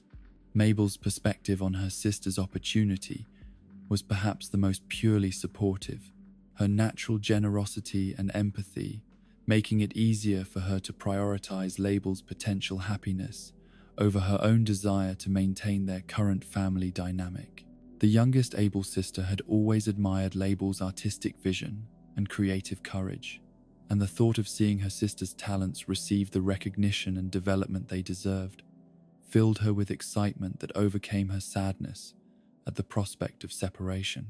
The practical implications of Label's departure required careful consideration and planning, for her contributions to their workshop operations had become integral to their success and reputation. Her artistic vision elevated their work above mere functionality, transforming utilitarian garments into pieces that customers treasured for their beauty as well as their practical value. Replacing such contributions would require adjustments in their working methods and perhaps the development of new skills among the remaining family members. But the emotional implications were even more complex and difficult to navigate, for Label's presence had provided a crucial counterbalance to Sable's sometimes overwhelming seriousness and Mabel's tendency to prioritize others' needs above her own. The middle sister's artistic temperament had brought spontaneity and creative energy to their daily routines, her moods and enthusiasms adding variety and excitement to what might otherwise have become monotonous patterns of work and obligation. The village community's reaction to news of Label's opportunity reflected their own complex relationship with the Able family, whose tragedy and subsequent resilience had made them objects of both sympathy and admiration. Some residents expressed pride that one of their young people had attracted the attention of such a prestigious figure in the fashion world, while others worried about the impact of her departure on the remaining family members who had already endured so much loss and change. Regular customers who had come to appreciate Label's particular contributions to their orders began placing requests for her work with an urgency that spoke of their understanding that such opportunities might soon become unavailable. These final projects became showcases for all the skills and creativity she had developed during her years in the family workshop, each piece serving as both farewell gift and demonstration of readiness for the challenges that lay ahead. The process of preparing for Label's departure involved not just practical arrangements for travel and housing, but emotional preparation for a separation that would test family bonds in ways that physical distance had never challenged them before. Letters would provide connection across the miles, but they could never replace the daily interactions and shared experiences that had sustained their relationships through the most difficult periods of their lives. Gracie's return to finalize the arrangements brought with it additional details about what Label's new life would entail, descriptions of working conditions, and expectations that painted a picture of opportunities and challenges unlike anything their rural environment had prepared her to anticipate. The pace of work in a major fashion house, the intensity of competition among talented apprentices, the pressure of deadlines and demanding clients, all represented aspects of professional life that would require adaptation and growth. Yet these challenges also promised rewards that went beyond professional advancement to encompass personal development and artistic fulfillment in ways that their current circumstances, however loving and supportive, could never achieve. Exposure to diverse aesthetic traditions, access to materials and techniques of the highest quality, mentorship from established masters of the craft. Such opportunities came rarely to artists of any background, and almost never to those from small rural communities. The evening before Label's scheduled departure was marked by a family dinner that carried the weight of ceremony and the poignancy of endings that might prove more permanent than anyone wanted to acknowledge. Sarah had prepared Label's favorite foods while the sisters had worked together to complete a special piece of embroidery that would serve as both going-away gift and reminder of home during the challenges that lay ahead. The conversation around their dinner table that night avoided direct discussion of separation and uncertainty, focusing instead on shared memories and expressions of love that might need to sustain them through whatever distances the future would create. Stories were told and retold, jokes were shared, and promises were made with the fervent hope that family bonds would prove stronger than geographical separation. Label's own emotions as departure approached were a whirlwind of excitement, apprehension, guilt, and anticipation that she struggled to organize into coherent thoughts or feelings. The opportunity to work with Gracie Grace represented everything she had dreamed of achieving. Yet leaving behind the family that had supported her through the most difficult period of her young life felt like a betrayal of their shared sacrifices and mutual dependence. The morning of her departure dawned clear and bright, as if nature itself had conspired to make the day memorable and auspicious. Label's belongings had been packed into a modest traveling case that contained not just clothing and personal items, but also samples of her work and materials that would remind her of home during the transition to her new environment. The carriage that would carry her to the train station had been arranged by Gracie's office, its arrival serving as an official marker of the transition from one phase of life to another. The sight of that elegant conveyance waiting outside their humble workshop created a visual representation of the gulf between Label's current circumstances and the sophisticated world she was about to enter. The goodbyes were both longer and briefer than anyone had expected, filled with last-minute reminders and expressions of love that seemed inadequate to convey the depth of feeling that connected them all. Sable's farewell was characteristically restrained but deeply felt, her words carrying the weight of responsibility transferred and trust bestowed. Sarah's embrace conveyed all the maternal love and worry that she struggled to express in words, while Mabel's tears spoke eloquently of the genuine joy she felt for her sister's opportunity mixed with sorrow at their impending separation. Label's own farewell speech was brief but heartfelt, her voice breaking slightly as she promised to write regularly and return for visits whenever circumstances permitted. She spoke of her gratitude for all they had taught her and all they had sacrificed to help her reach this moment, her words carrying the weight of recognition for debts that could never be fully repaid. The carriage ride that carried Label away from the only home she had ever known provided time for reflection on all that she was leaving behind and anticipation of all that lay ahead. The familiar sights of her childhood gradually gave way to unfamiliar landscapes that spoke of the broader world she had always longed to explore, each mile of distance serving as both liberation and loss. The train journey that followed extended this transition over hours that allowed for gradual adjustment to the reality of separation and the beginning of adaptation to independence.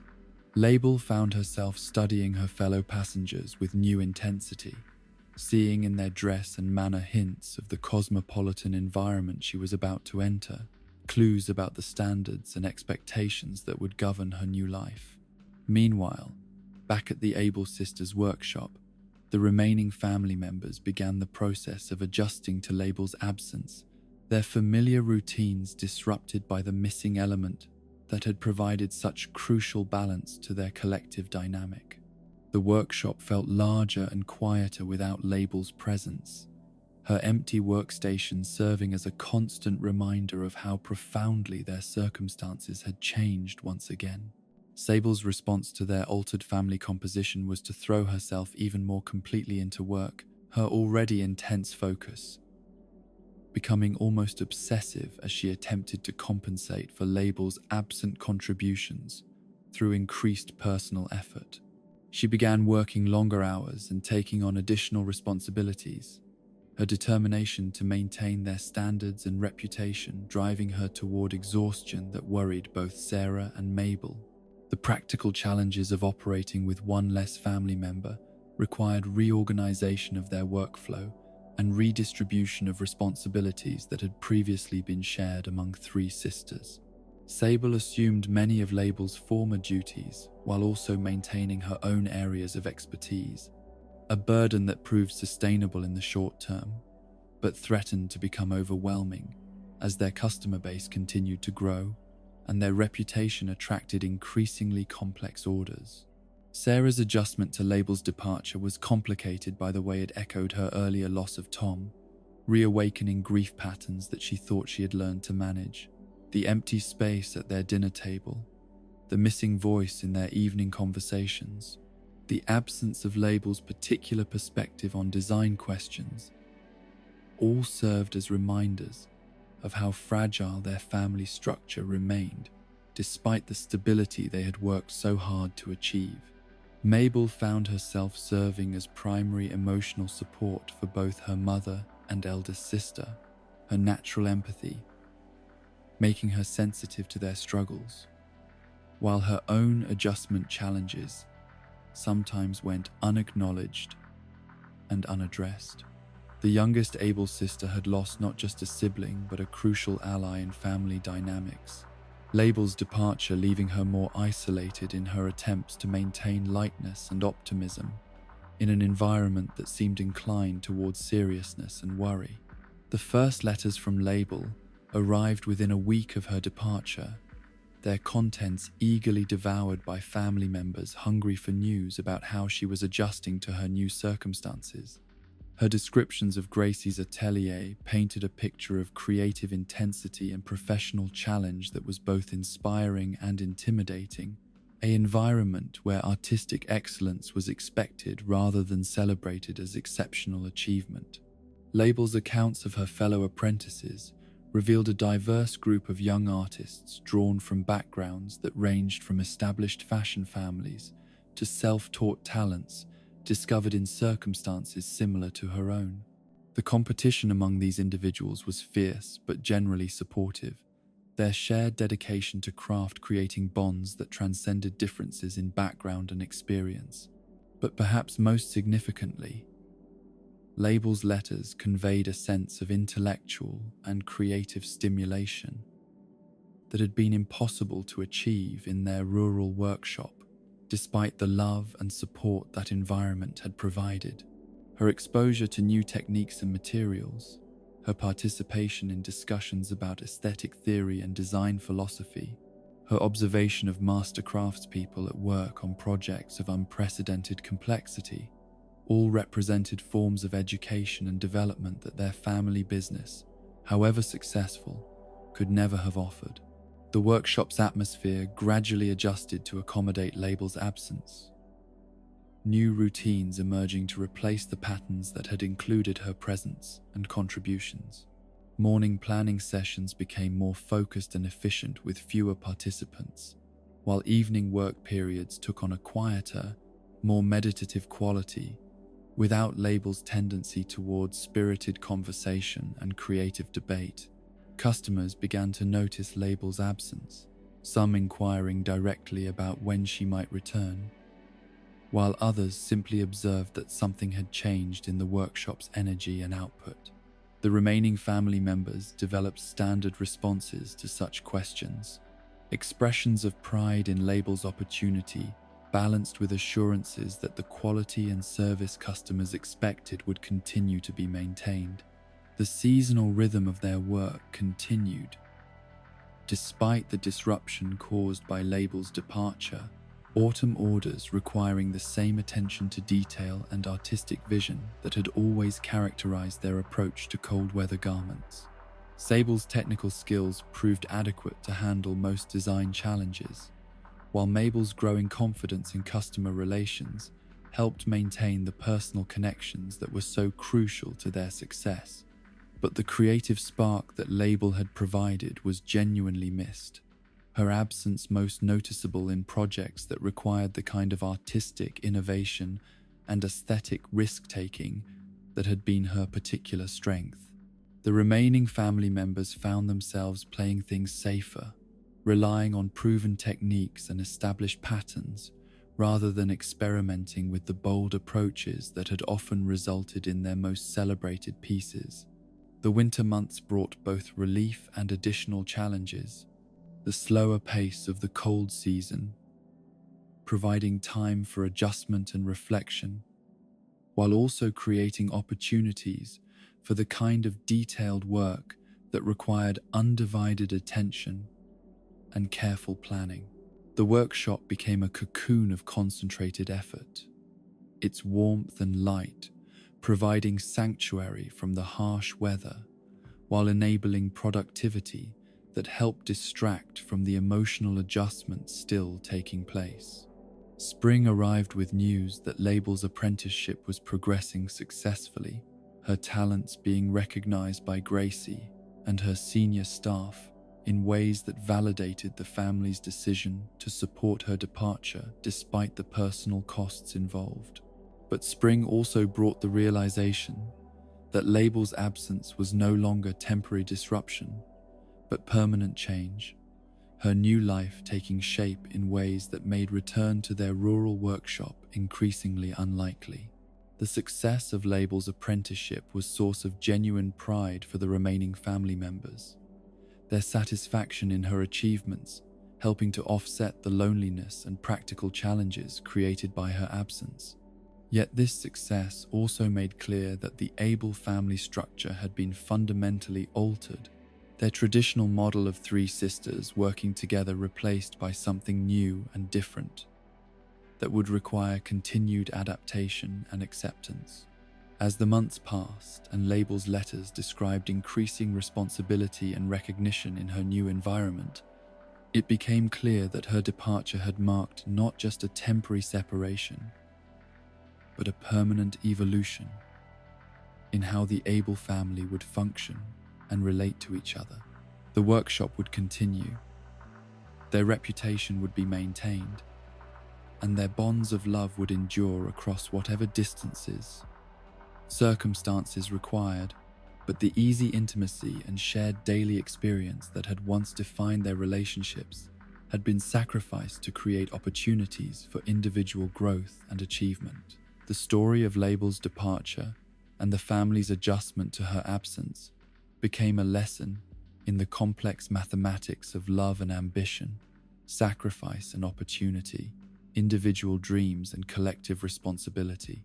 It was a chapter that tested everything they had learned about resilience and adaptation, requiring new forms of strength and new definitions of success as they learned to honor both their shared past and their divergent futures.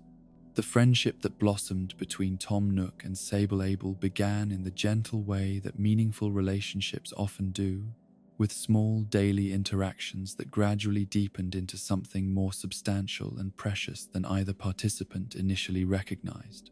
Tom's arrival in their village had coincided with a period when the Abel sisters' workshop was beginning to find its equilibrium after the upheaval of Label's departure. The remaining family members, having adapted their routines and responsibilities to accommodate their reduced numbers, while maintaining the standards of excellence that had always defined their work. Tom Nook himself was a study in ambitious determination, tempered by genuine respect for craftsmanship and quality, his appreciation for fine work making him a natural admirer of what the Abel family had accomplished despite the challenges they had faced. His own background in retail and customer service had given him keen insight into what distinguished truly exceptional businesses from merely adequate ones, and he recognized immediately that the Abel sisters' shop represented something special in their small community. The young Tanuki's initial visits to their workshop were motivated by practical necessity rather than social interest. His expanding business ventures, requiring clothing that projected both competence and approachability, garments that would inspire confidence in potential customers, while remaining comfortable enough for the long hours that entrepreneurial success demanded. But these early business interactions revealed qualities in Sable's approach to her craft that impressed him far beyond her obvious technical competence. Sable's method of working with customers demonstrated a level of attention and care that went well beyond mere commercial transaction, her consultations revealing genuine interest in understanding not just what clients thought they wanted, but what would actually serve their needs most effectively. She possessed an almost intuitive ability to translate abstract concepts like professional but friendly, or elegant yet practical, into specific design elements that achieved precisely the desired effects. But it was Sable's work ethic that truly captured Tom's admiration and respect, her dedication to excellence reminding him of his own commitment to building something meaningful and lasting rather than merely profitable in the short term. He watched her arrive at the workshop before dawn and remain long after other businesses had closed for the day, her focus never wavering from the pursuit of perfection in every aspect of her craft. Their conversations during fittings and consultations gradually evolved beyond the strictly professional, touching on topics that revealed shared values and compatible perspectives on business philosophy and personal achievement. Both had been shaped by loss and responsibility, thrust upon them at young ages. Both understood the weight of carrying family legacies, while trying to build independent identities and accomplishments. Tom's own story of leaving home to pursue opportunities in larger markets resonated with Sable's experience of watching Label depart for her apprenticeship with Gracie Grace, both having learned that sometimes love requires supporting choices that create distance and separation. Yet both had also discovered that geographical separation need not diminish the bonds of affection and loyalty that connect people who truly understand and appreciate each other. The friendship that developed between them became a source of comfort and stability for Sable during a period when her life felt particularly constrained by duty and responsibility. Tom's presence offering intellectual stimulation and emotional companionship that helped balance the demands of running the family business while caring for her mother and younger sister. His visits became highlights in routines that sometimes felt monotonous, despite their underlying satisfaction and purpose. For Tom, his growing connection with Sable provided something equally valuable, a relationship with someone who understood the satisfaction of creating something excellent through patient skill and careful attention to detail. Someone who shared his appreciation for quality and craftsmanship in an environment where such values were not always prioritized or rewarded. Her respect for his business acumen was matched by his admiration for her artistic abilities and technical mastery. Their shared evening walks through the village became informal business consultations where ideas were exchanged and plans discussed, their different areas of expertise complementing each other in ways that suggested potential for collaboration beyond their current individual enterprises. Tom's understanding of market dynamics and customer psychology, combined with Sable's knowledge of production processes and quality control, created conversations that were both personally engaging and professionally valuable. The romantic undertones that gradually emerged in their relationship developed so naturally and subtly that neither could pinpoint exactly when friendship had deepened into something more significant and emotionally complex. Perhaps it was in the way Tom began timing his visits to coincide with the quiet afternoon hours when Sable was most likely to have time for extended conversation, or in how Sable started taking extra care with her appearance on days when she expected to see him. Their compatibility extended beyond shared professional interests to encompass similar approaches to life's challenges and opportunities, both having learned to find joy in small accomplishments, while maintaining hope for larger achievements that might require years of patient effort to realize. Neither was inclined toward dramatic gestures or overwhelming displays of emotion, preferring instead the steady accumulation of small kindnesses and considerations that build lasting foundations for meaningful relationships. The village community began to notice and comment on the friendship that was blossoming between their hard-working seamstress and their ambitious young merchant, their observations carrying the gentle teasing and hopeful speculation that small communities typically direct toward young people whose lives might be enhanced by romantic attachment. Such attention, while sometimes embarrassing, also provided a form of social validation that their connection was both visible and approved by those who knew them best. Sarah and Mabel watched the development of Sable's relationship with Tom with feelings that mixed genuine happiness for her personal fulfillment with subtle anxiety about how such attachments might affect their carefully balanced family dynamics. Both recognized that Sable had sacrificed much of her own social and romantic development to ensure their family's survival after Tom Abel's death, and both wanted to see her find the happiness and companionship she deserved.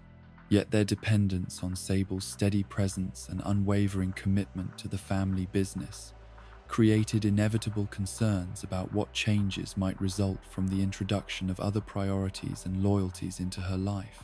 The workshop had functioned so smoothly under Sable's management that any disruption to her availability or focus felt potentially threatening to the stability they had worked so hard to achieve. Tom's integration into their family circle happened gradually and naturally, his genuine interest in their work and appreciation for their achievements making him a welcome addition to dinner conversations and evening work sessions. His business perspective brought new ideas and insights that enhanced rather than challenged their existing methods, his suggestions typically focusing on efficiency improvements that freed time and energy for the creative aspects of their craft that provided the greatest satisfaction. His respect for Sarah's artistic vision and Mabel's customer relations skills helped establish him as an ally rather than an outsider, his presence enriching their family dynamic rather than threatening it. He brought news from the wider business community, stories of other entrepreneurs and their challenges and successes that provided both entertainment and education for a family whose daily experience was somewhat isolated from such broader perspectives. The collaboration that began to develop between Tom's expanding retail ventures and the Able Sisters workshop created opportunities for mutual benefit that enhanced both enterprises without compromising either's independence or integrity. Tom's growing network of business contacts provided access to new customers for their custom work, while their reputation for quality helped establish Tom's credibility with suppliers and partners who valued association with recognized excellence. Their joint planning sessions became exercises in creative problem-solving that demonstrated how effectively their different skills and knowledge could complement each other. Tom's strategic thinking, combining with Sable's operational expertise to identify opportunities and solutions that neither could have developed independently. These collaborations strengthened their personal bond while also creating professional synergies that benefited both their individual enterprises. The prosperity that resulted from their partnership allowed the Able Sisters workshop to expand its services and improve its equipment, investments that enhanced both their working conditions and their ability to serve customers.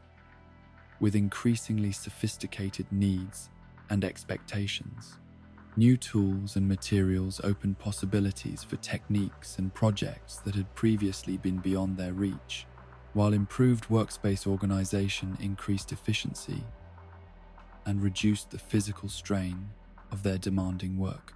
Tom's success during this period was equally impressive, his business growing from a small local operation to a regional enterprise that attracted customers and partners from communities throughout their area.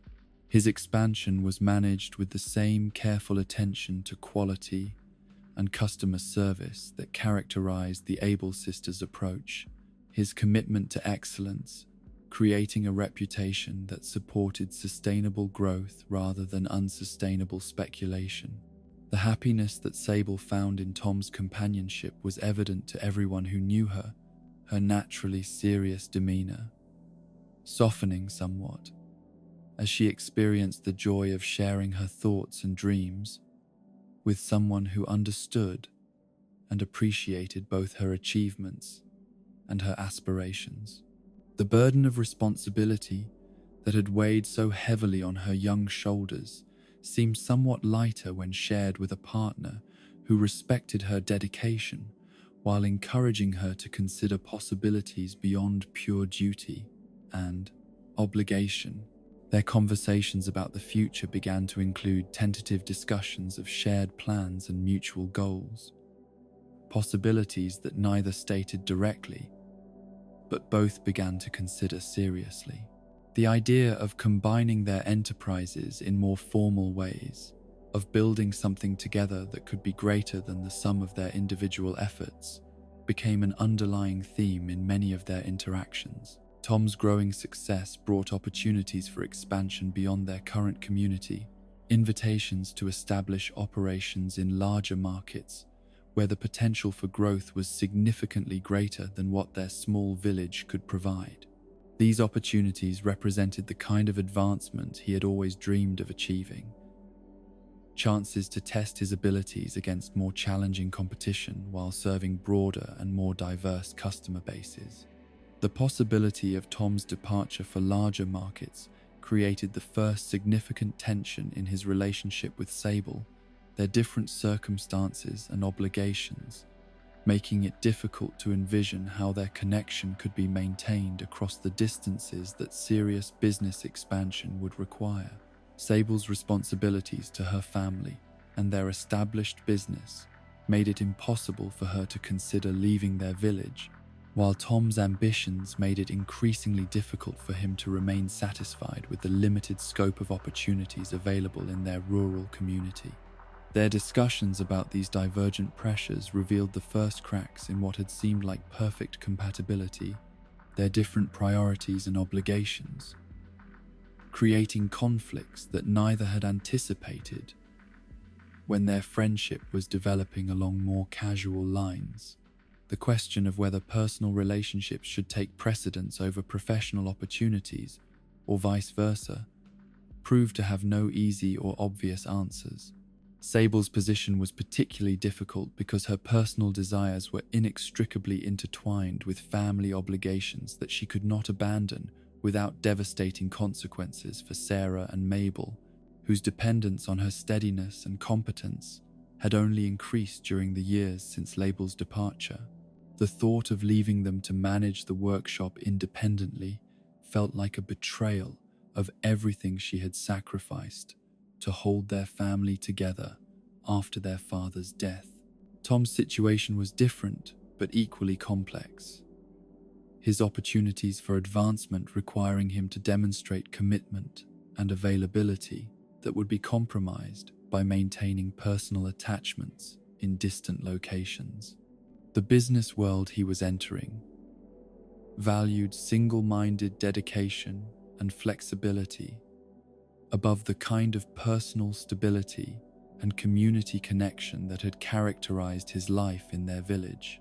The conversations that attempted to resolve these conflicting pressures became increasingly strained and painful, both participants recognizing that their relationship had reached a point where major decisions could not be avoided or postponed indefinitely.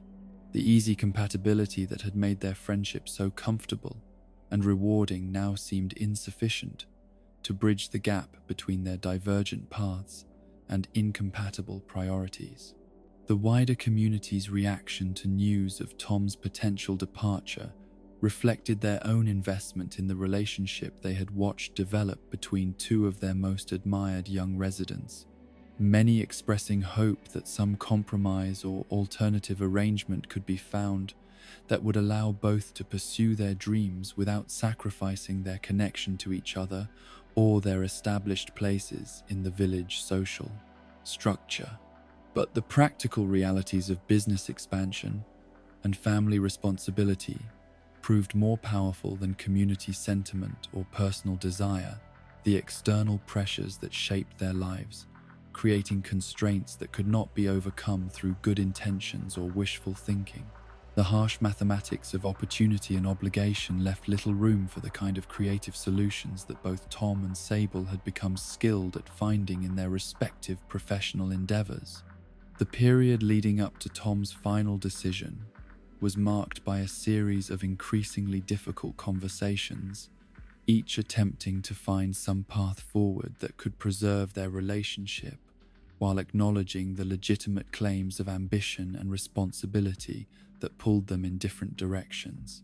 These discussions revealed the depth of feeling that had developed between them, while also highlighting the fundamental incompatibility of their current circumstances.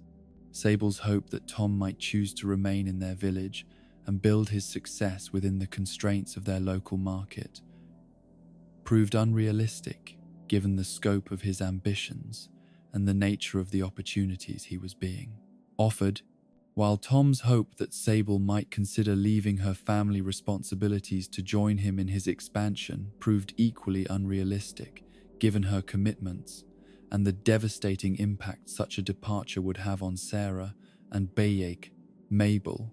The recognition that their relationship could not survive the pressures created by their different choices came gradually and painfully, both participants struggling to accept that love and compatibility were insufficient to overcome the practical obstacles that stood between them and a shared future. The decision to end their romantic involvement before Tom's departure was made with mutual reluctance and genuine sorrow, both understanding that continued attachment would only increase the pain of inevitable separation. Tom's final weeks in the village were marked by a careful return to more formal and distant interactions with the Able family. The easy intimacy that had characterized his relationship with Sable, replaced by polite professionalism that protected both parties from the emotional complications that deeper engagement would have created. This transition was observed and mourned by community members who had hoped for a different resolution to their story. The business relationships that had developed between Tom's enterprise and the Able sisters' workshop were concluded with the same careful attention to fairness and mutual benefit that had characterized their personal interactions, neither party allowing disappointment in their romantic relationship to compromise their professional respect and consideration for each other's interests and needs. Sable's reaction to Tom's departure was complicated by the mixture of emotions she experienced: genuine sadness at losing his companionship and support, Combined with relief that the difficult decisions and painful uncertainty had finally been resolved, and underneath both of these feelings, a lingering sense of abandonment that echoed her earlier losses and reinforced her growing conviction that emotional attachments were luxuries she could not afford to maintain. The impact of Tom's leaving extended beyond Sable's personal feelings to affect the entire family dynamic, his absence creating a void in their social circle that reminded everyone of how isolated their lives had become during the years of focusing primarily on work and family obligations. The workshop felt emptier without his occasional visits, their evening conversations less stimulating without his different perspective and outside experiences to enliven the discussion. Sarah and Mabel observed Sable's adjustment to Tom's departure with concern and sympathy, both recognizing that their sister and daughter had sacrificed another opportunity for personal happiness to maintain their family stability. Their gratitude for her continued dedication was complicated by guilt about the costs such dedication imposed on her individual fulfillment and long-term well-being. The months following Tom's departure saw Sable retreat further into work and routine, her already intense focus becoming even more concentrated as she sought to find in professional achievement the satisfaction and purpose that personal relationships had failed to provide. Her dedication to excellence in their craft became almost obsessive, her standards rising to levels that sometimes seemed unrealistic given their resources and circumstances.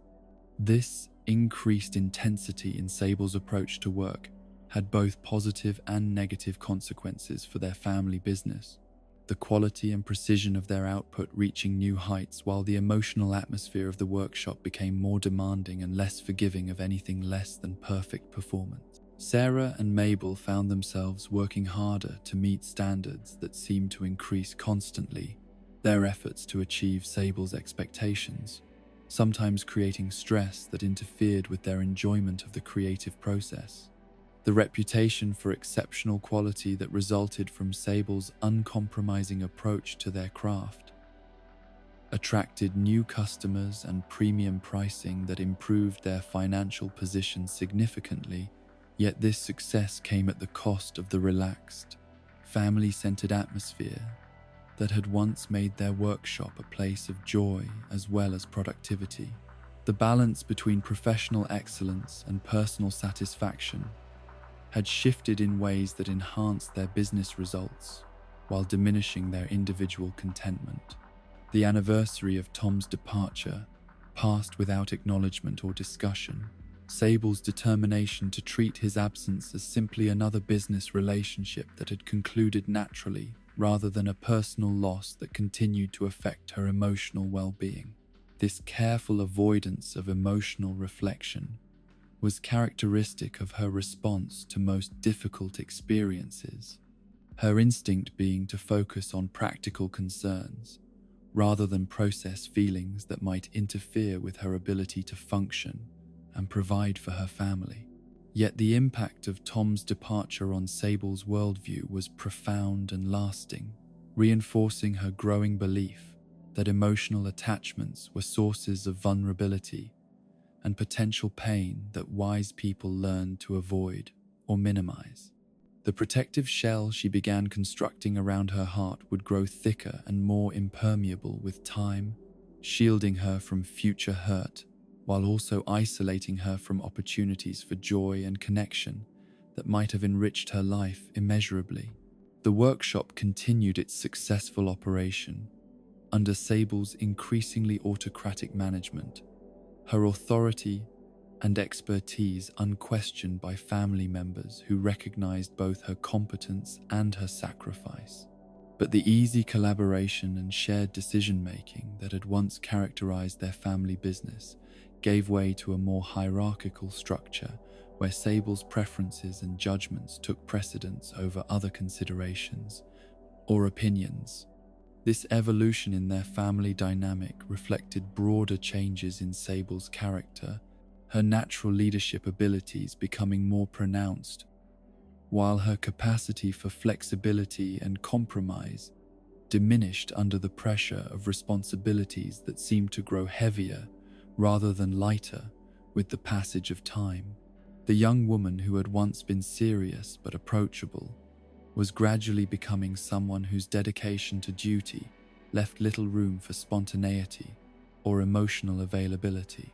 The story of Tom Nook's friendship with Sable and his eventual departure became a cautionary tale about the difficulty of balancing personal desires with professional obligations, individual dreams with family responsibilities, the pursuit of advancement with the maintenance of meaningful relationships. It was a chapter that taught harsh lessons about the compromises that life sometimes demands and the prices that must be paid for different forms of success and security.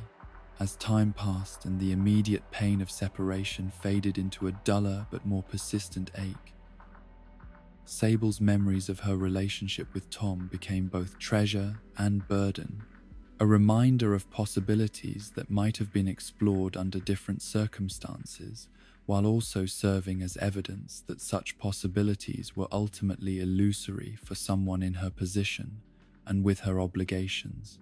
The workshop that had once echoed with the easy laughter and comfortable conversation of friendship now hummed with the more solitary rhythm of dedicated work, its atmosphere still productive and purposeful, but lacking the warmth and spontaneity that had once made it a gathering place for shared dreams and mutual support. The transformation was subtle but unmistakable, visible to anyone who remembered how things had been before love had briefly brightened the space only to depart, leaving shadows that would prove remarkably persistent and difficult to dispel. The betrayal that would shatter Sable's carefully guarded heart and forever alter her capacity for trust arrived not with dramatic confrontation or angry words, but through the quiet accumulation of small deceptions and abandoned promises that proved more devastating than any single act of cruelty could have been. Tom Nook's departure from their village and from Sable's life unfolded over a period of weeks that stretched like months, each day bringing new evidence that the relationship she had treasured as genuine partnership was being systematically dismantled by ambitions that had grown larger than his capacity for loyalty or consideration. The first signs of change had been subtle enough to dismiss as temporary stress or the natural anxiety that accompanies major business decisions, Tom's manner during their meetings becoming slightly more distracted and formal, his attention seeming to wander even during conversations about topics that had previously engaged his complete interest. Sable, with her characteristic tendency to attribute problems to her own inadequacies rather than others' failings, initially assumed that she had somehow become less interesting or valuable as a companion and collaborator. Their evening walks through the village, which had become treasured rituals of shared planning and intimate conversation, began to occur less frequently and with less spontaneity. Tom's explanations for his reduced availability, always reasonable and considerate, but somehow lacking the genuine regret that such cancellations had once carried. The easy rhythm of their friendship was becoming stilted and uncertain, their interactions requiring more conscious effort to maintain the warmth and connection that had once flowed naturally between them. The business arrangements that had developed between Tom's enterprise and the Able Sisters' workshop began to shift in ways that favored his interests, while placing increasing burden and risk on Sable's family operation, changes that were presented as temporary necessities required by his expanding opportunities, but which never seemed to be reversed or balanced by compensating benefits. Orders that had once been placed with generous lead times now arrived with urgent deadlines that required overtime work and stressed resources, while payment schedules that had once been prompt and reliable became delayed and irregular. Sable's attempts to discuss these concerning changes with Tom were met with responses that combined plausible explanations with subtle suggestions that her concerns reflected unrealistic expectations or insufficient understanding of business realities, a pattern of dismissal that left her feeling both confused and vaguely guilty for questioning arrangements that he presented as mutually beneficial, despite their obvious disadvantages to her family's interests. The personal dimensions of their relationship underwent parallel deterioration, Tom's attention and affection becoming increasingly conditional on Sable's willingness to accommodate his changing priorities and expectations without complaint or negotiation. The considerate partner who had once sought her opinions and valued her perspectives was gradually replaced by someone who expected agreement and support without offering reciprocal interest in her thoughts and feelings.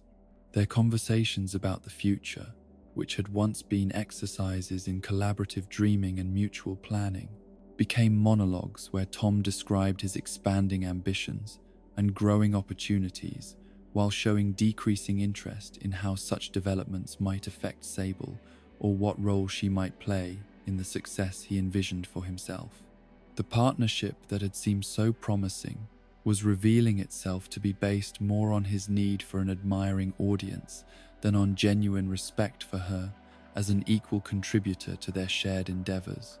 The community's observation of these changes in Tom and Sable's relationship created an undercurrent of gossip and speculation that added public embarrassment to Sable's private disappointment, well-meaning neighbors offering sympathy and advice that only highlighted how obvious her declining status in Tom's priorities had become to outside observers. The romance that had once been celebrated as a perfect match between two of their most admired young residents was now being discussed in the pitying tones reserved for relationships that everyone could see were doomed, despite one participant's stubborn refusal to acknowledge reality. Sarah and Mabel watched their daughter and sister's growing distress with helpless concern. Their attempts to provide comfort and perspective met with Sable's characteristic insistence that she could handle her problems independently and that family interference would only complicate an already difficult situation. Her pride prevented her from admitting the extent to which Tom's changing behavior was affecting both her personal happiness and her confidence in her own judgment and worth. The workshop atmosphere began to reflect Sable's emotional turmoil, her usually steady focus becoming erratic, and her customary patience with challenging projects giving way to frustration that sometimes erupted into uncharacteristic outbursts of temper directed at inanimate objects and complicated tasks.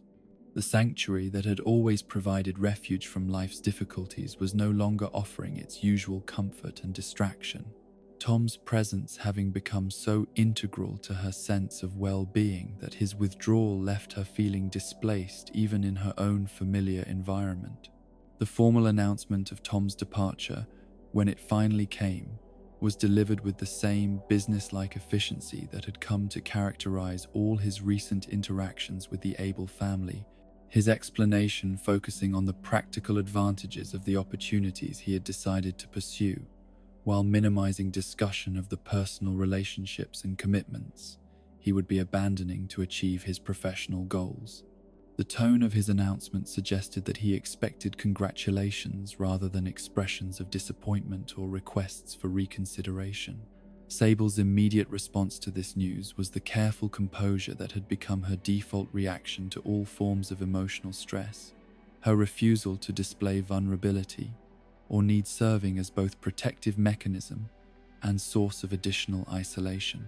Her congratulations to Tom on his success were delivered with perfect politeness and apparent sincerity, her performance so convincing that observers might have concluded she was genuinely happy about developments that were clearly devastating to her personal interests and feelings. But the private conversations that followed Tom's public announcement revealed the depth of hurt and confusion that his decision had caused. Sable's carefully maintained facade cracking during moments when she attempted to understand how someone she had trusted so completely could have been planning such a fundamental betrayal without giving her any meaningful opportunity to discuss alternatives or express her own needs. and concerns in the decision-making process.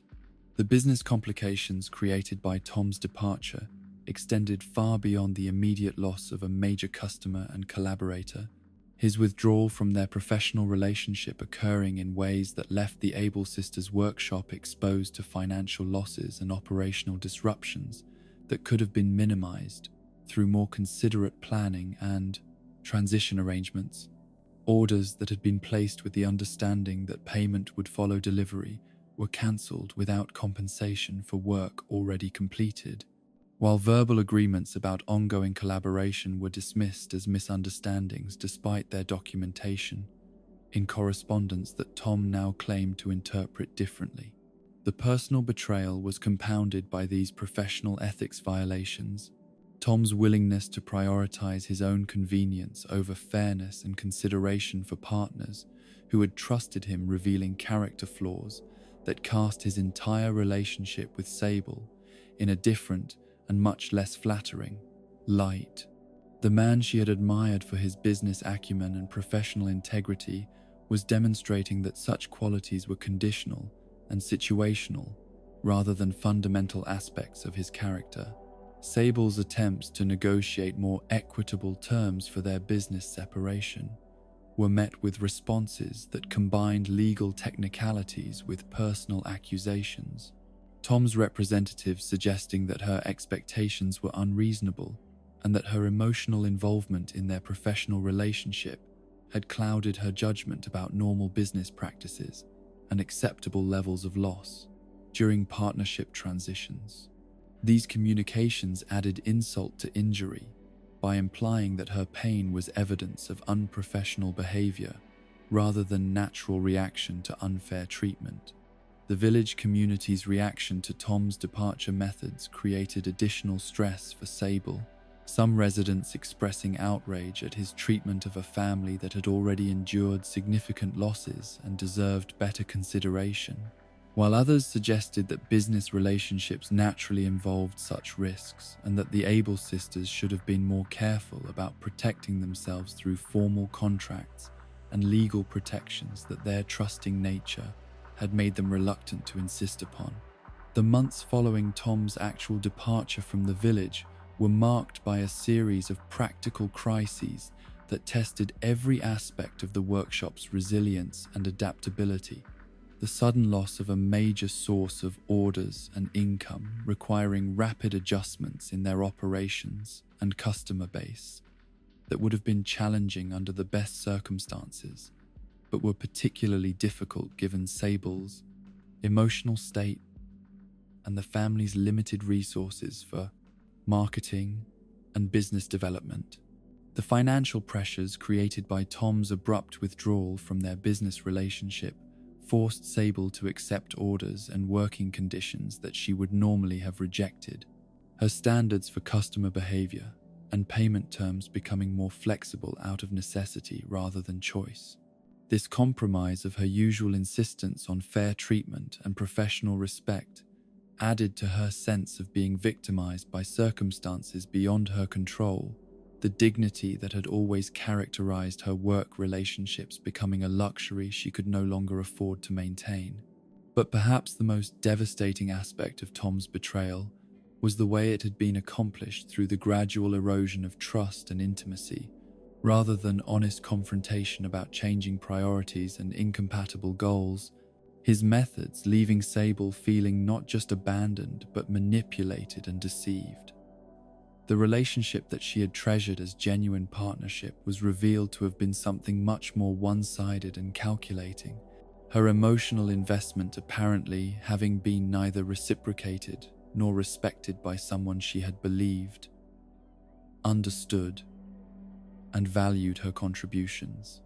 The psychological impact of this revelation extended far beyond disappointment about a failed romance to encompass fundamental questions about Sable's ability to judge character and protect herself from exploitation, her confidence in her own perceptions and instincts, badly shaken by evidence that someone she had trusted completely had been capable of such sustained deception and callous disregard for her welfare and feelings. The workshop became Sable's fortress during the long process of recovery from Tom's betrayal, her immersion in work serving both as distraction from painful thoughts and as proof that she could succeed independently of relationships that had proven unreliable and potentially harmful. The familiar rhythms of cutting and sewing provided comfort that human connections had failed to deliver, the predictable behavior of fabric and thread, offering security that personal relationships had demonstrated they could not guarantee. Her interactions with customers became more guarded and formal, Sable's natural warmth and interest in people's lives giving way to professional courtesy that maintained appropriate boundaries without encouraging the kind of personal investment that had made her vulnerable to disappointment and exploitation. The reputation for exceptional quality that had always characterized the Able Sisters workshop was maintained and even enhanced, but at the cost of the personal touches and individual attention that had once made their service distinctive and memorable. Sarah and Mabel observed these changes in Sable's personality with growing concern. Their attempts to encourage her to remain open to future relationships and opportunities for happiness met with responses that made clear she had learned lessons from Tom's betrayal that would be difficult to unlearn even if she wanted to reconsider her new approach to protecting herself from emotional harm. The protective mechanisms that Sable developed in response to Tom's betrayal served their intended purpose of preventing future hurt, but they also isolated her from possibilities for joy and connection that might have enriched her life in ways that made the risks of vulnerability worthwhile. Her determination to avoid repeating the mistake of trusting someone who proved unworthy of that trust gradually expanded to encompass skepticism about all forms of emotional attachment and interpersonal dependency. The efficiency and productivity that characterized Sable's work during this period of emotional withdrawal impressed customers and competitors alike. Her single-minded focus on professional excellence, producing results that established new standards for quality and reliability in their industry.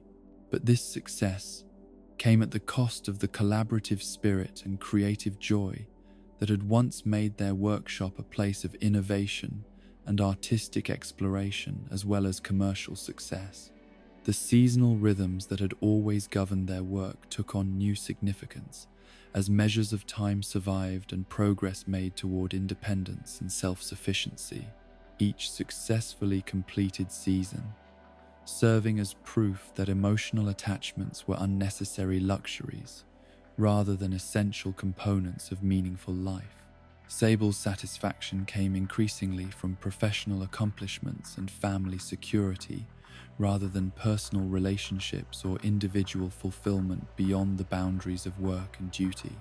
The anniversary of Tom's departure passed without acknowledgement or reflection. Sable's determination to treat his absence as liberation rather than loss, requiring careful avoidance of memories and associations that might undermine her commitment to emotional independence. The past was past, she told herself with characteristic firmness, and dwelling on disappointments that could not be changed was both unproductive and potentially dangerous to the stability she had worked so hard to achieve. Yet the impact of Tom's betrayal continued to shape Sable's worldview and behavior in ways that extended far beyond her romantic relationships to encompass her entire approach to human connection and emotional vulnerability. Her experience of manipulation and abandonment, creating templates for interpreting others' behavior that emphasized caution and self-protection over openness and trust. The workshop that had once welcomed Tom Nook as friend and potential family member now stood as monument to the importance of self-reliance and the dangers of depending on others for anything beyond the most basic and contractual forms of exchange. Its atmosphere reflecting Sable's hard-won wisdom about the temporary nature of human loyalty and the permanent value of individual competence and independence. The young woman who had once dreamed of partnership and shared achievement had learned to find satisfaction in solitary accomplishment and family duty, her heart carefully guarded against future betrayals, while her hands remained as skilled as ever at creating beauty and comfort for others, even as she systematically denied such gifts to herself. The story of Tom Nook's betrayal became the hidden foundation upon which Sable built the rest of her life, its lessons shaping every subsequent relationship and decision in ways that protected her from repeating such devastating mistakes, while also ensuring that she would never again experience the joy and fulfillment that genuine partnership might have provided under different circumstances with more trustworthy companions.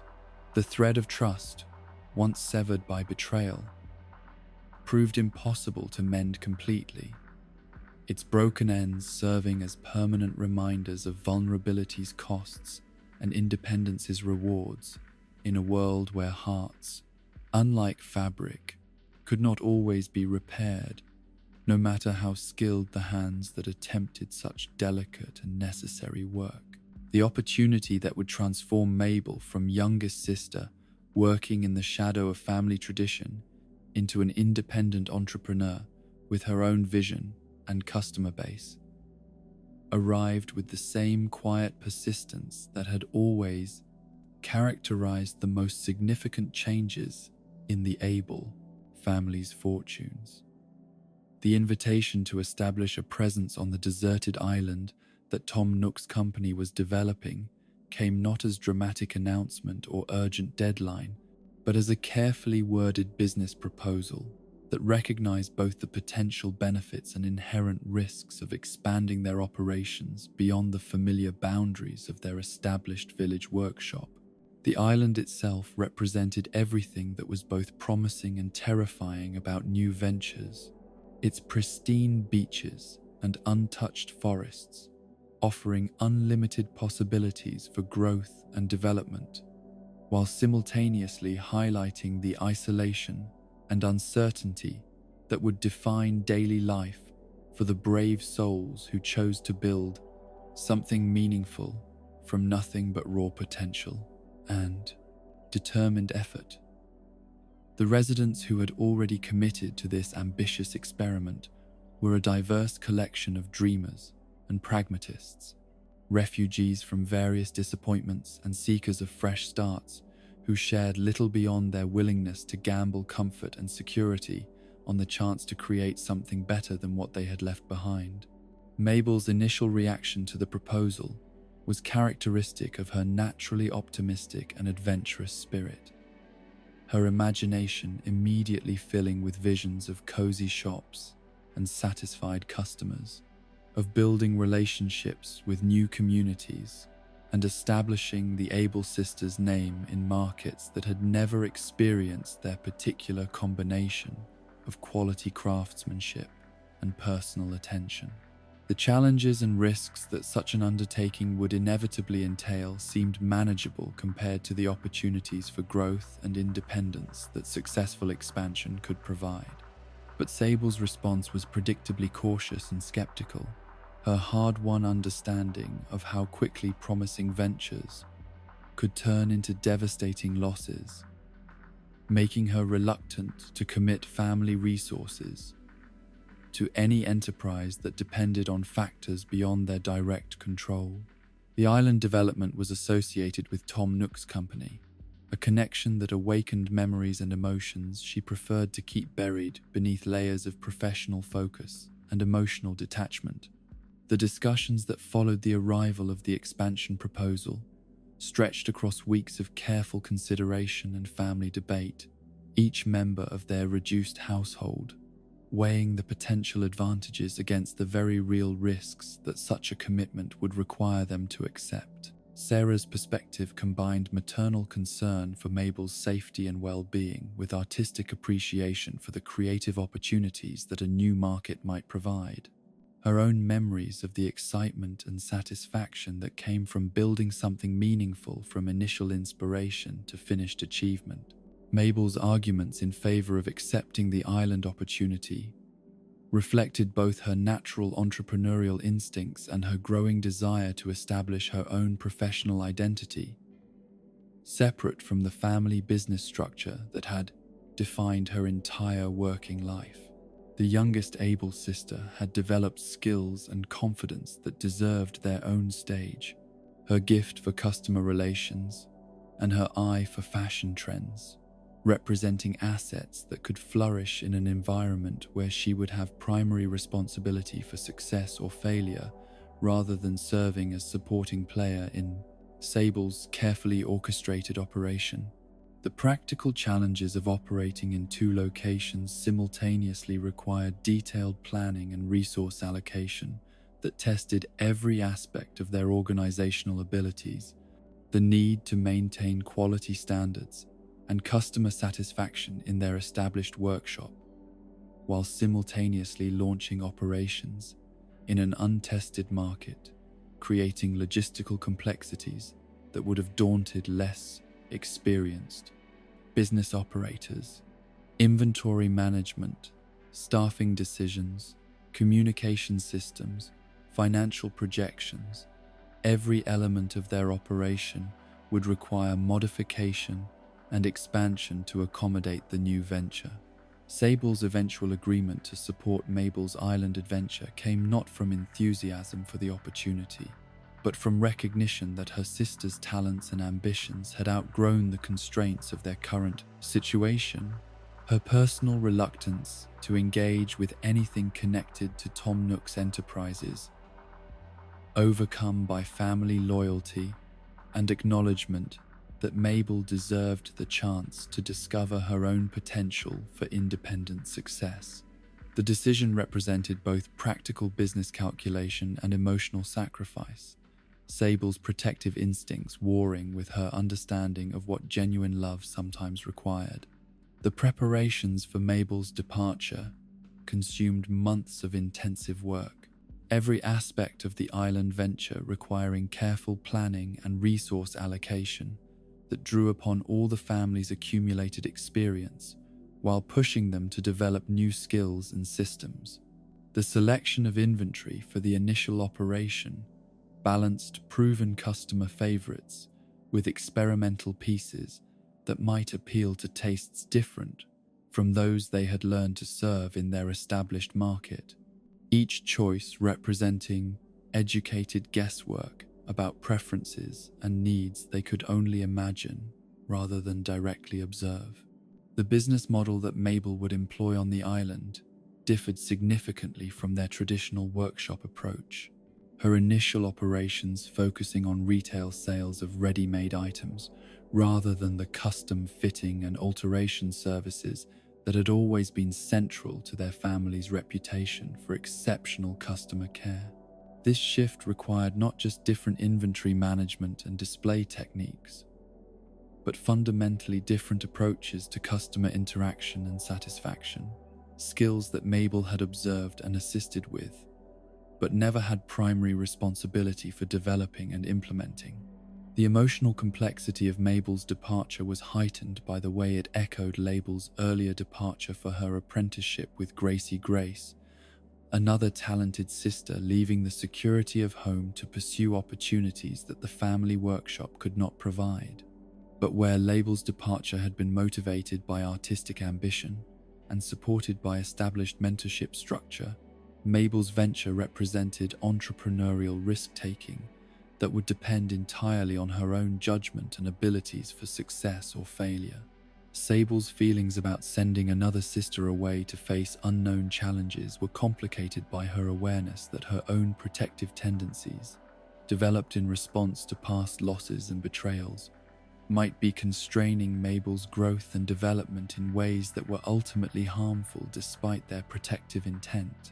The workshop that had become Sable's fortress against emotional vulnerability might be functioning as prison for family members whose needs for growth and independence differed from her own preferences for security and control. The village community's reaction to Mabel's expansion plans reflected their own investment in the Abel family's success and their understanding of how significantly the workshop had contributed to their local economy and, social fabric, many expressing both pride in Mabel's ambition and concern about how her absence might affect the services and atmosphere that had made the Able sisters' shop such an integral part of their daily lives. The youngest sister's warmth and enthusiasm had brightened countless routine transactions and provided emotional support during difficult periods for customers who had come to depend on her genuine interest and unfailing optimism. The logistics of establishing operations on the island required Mabel to develop skills and knowledge that went far beyond her expertise in fashion and customer service. Her responsibilities encompassing everything from site selection and lease negotiations to inventory management and financial planning. The independence that she had craved during her years as junior partner in the family business came with corresponding obligations and pressures that tested her resilience and adaptability in ways that comfortable routine had never demanded. The traveling merchant phase of her island operations began with Mabel setting up a modest display outside the resident services building each morning. Her carefully arranged selection of clothing and accessories, competing for attention with the natural beauty of the island landscape and the various other services and attractions that the developing community offered to its growing population of residents and visitors. The portable nature of her initial setup required careful consideration of weather protection and security measures, each day beginning with setup procedures and ending with breakdown routines that became as familiar as the breathing that sustained her efforts. The island's residents proved to be customers unlike any she had previously served, their backgrounds and preferences reflecting diversity that challenged her assumptions about fashion needs and aesthetic tastes, while providing opportunities to expand her own understanding of how clothing choices could reflect and support different lifestyles and cultural approaches. The informal atmosphere of island life encouraged experimentation and personal expression that mainland communities sometimes discouraged, creating market opportunities for creative and unconventional designs that might have been too risky for their traditional customer base. But the isolation and uncertainty of island operations also presented challenges that tested Mabel's resolve and resourcefulness in ways that working within the established family structure had never required. Her success or failure depending entirely on her own decisions and efforts, rather than on the collective wisdom and shared responsibility that had always characterized the Able sisters' approach to business challenges. The safety net of family support and established reputation was replaced by the exhilarating but sometimes terrifying reality of complete independence and individual accountability. The weather conditions that could transform a promising sales day into frustrating ordeal reminded Mabel daily of how many factors beyond her control would influence her success. Rain and wind, creating practical difficulties for outdoor retail operations, while also affecting customer traffic patterns and purchasing moods in ways that required constant adaptation and flexible response strategies. The cheerful optimism that had always been her greatest strength was tested by circumstances that demanded persistence and resilience rather than simply positive attitude and friendly demeanor. The gradual development of relationships with island residents created the foundation for sustainable success that pure retail transactions could never provide. Mabel's natural gift for remembering personal details and expressing genuine interest in people's lives proving as valuable in this new environment as it had been in their established workshop. The customers who returned day after day were not just purchasing clothing, but investing in a relationship with someone who made them feel valued and understood as individuals, rather than simply sources of revenue. The decision to invest in permanent retail space on the island represented both milestone achievement and significant financial risk.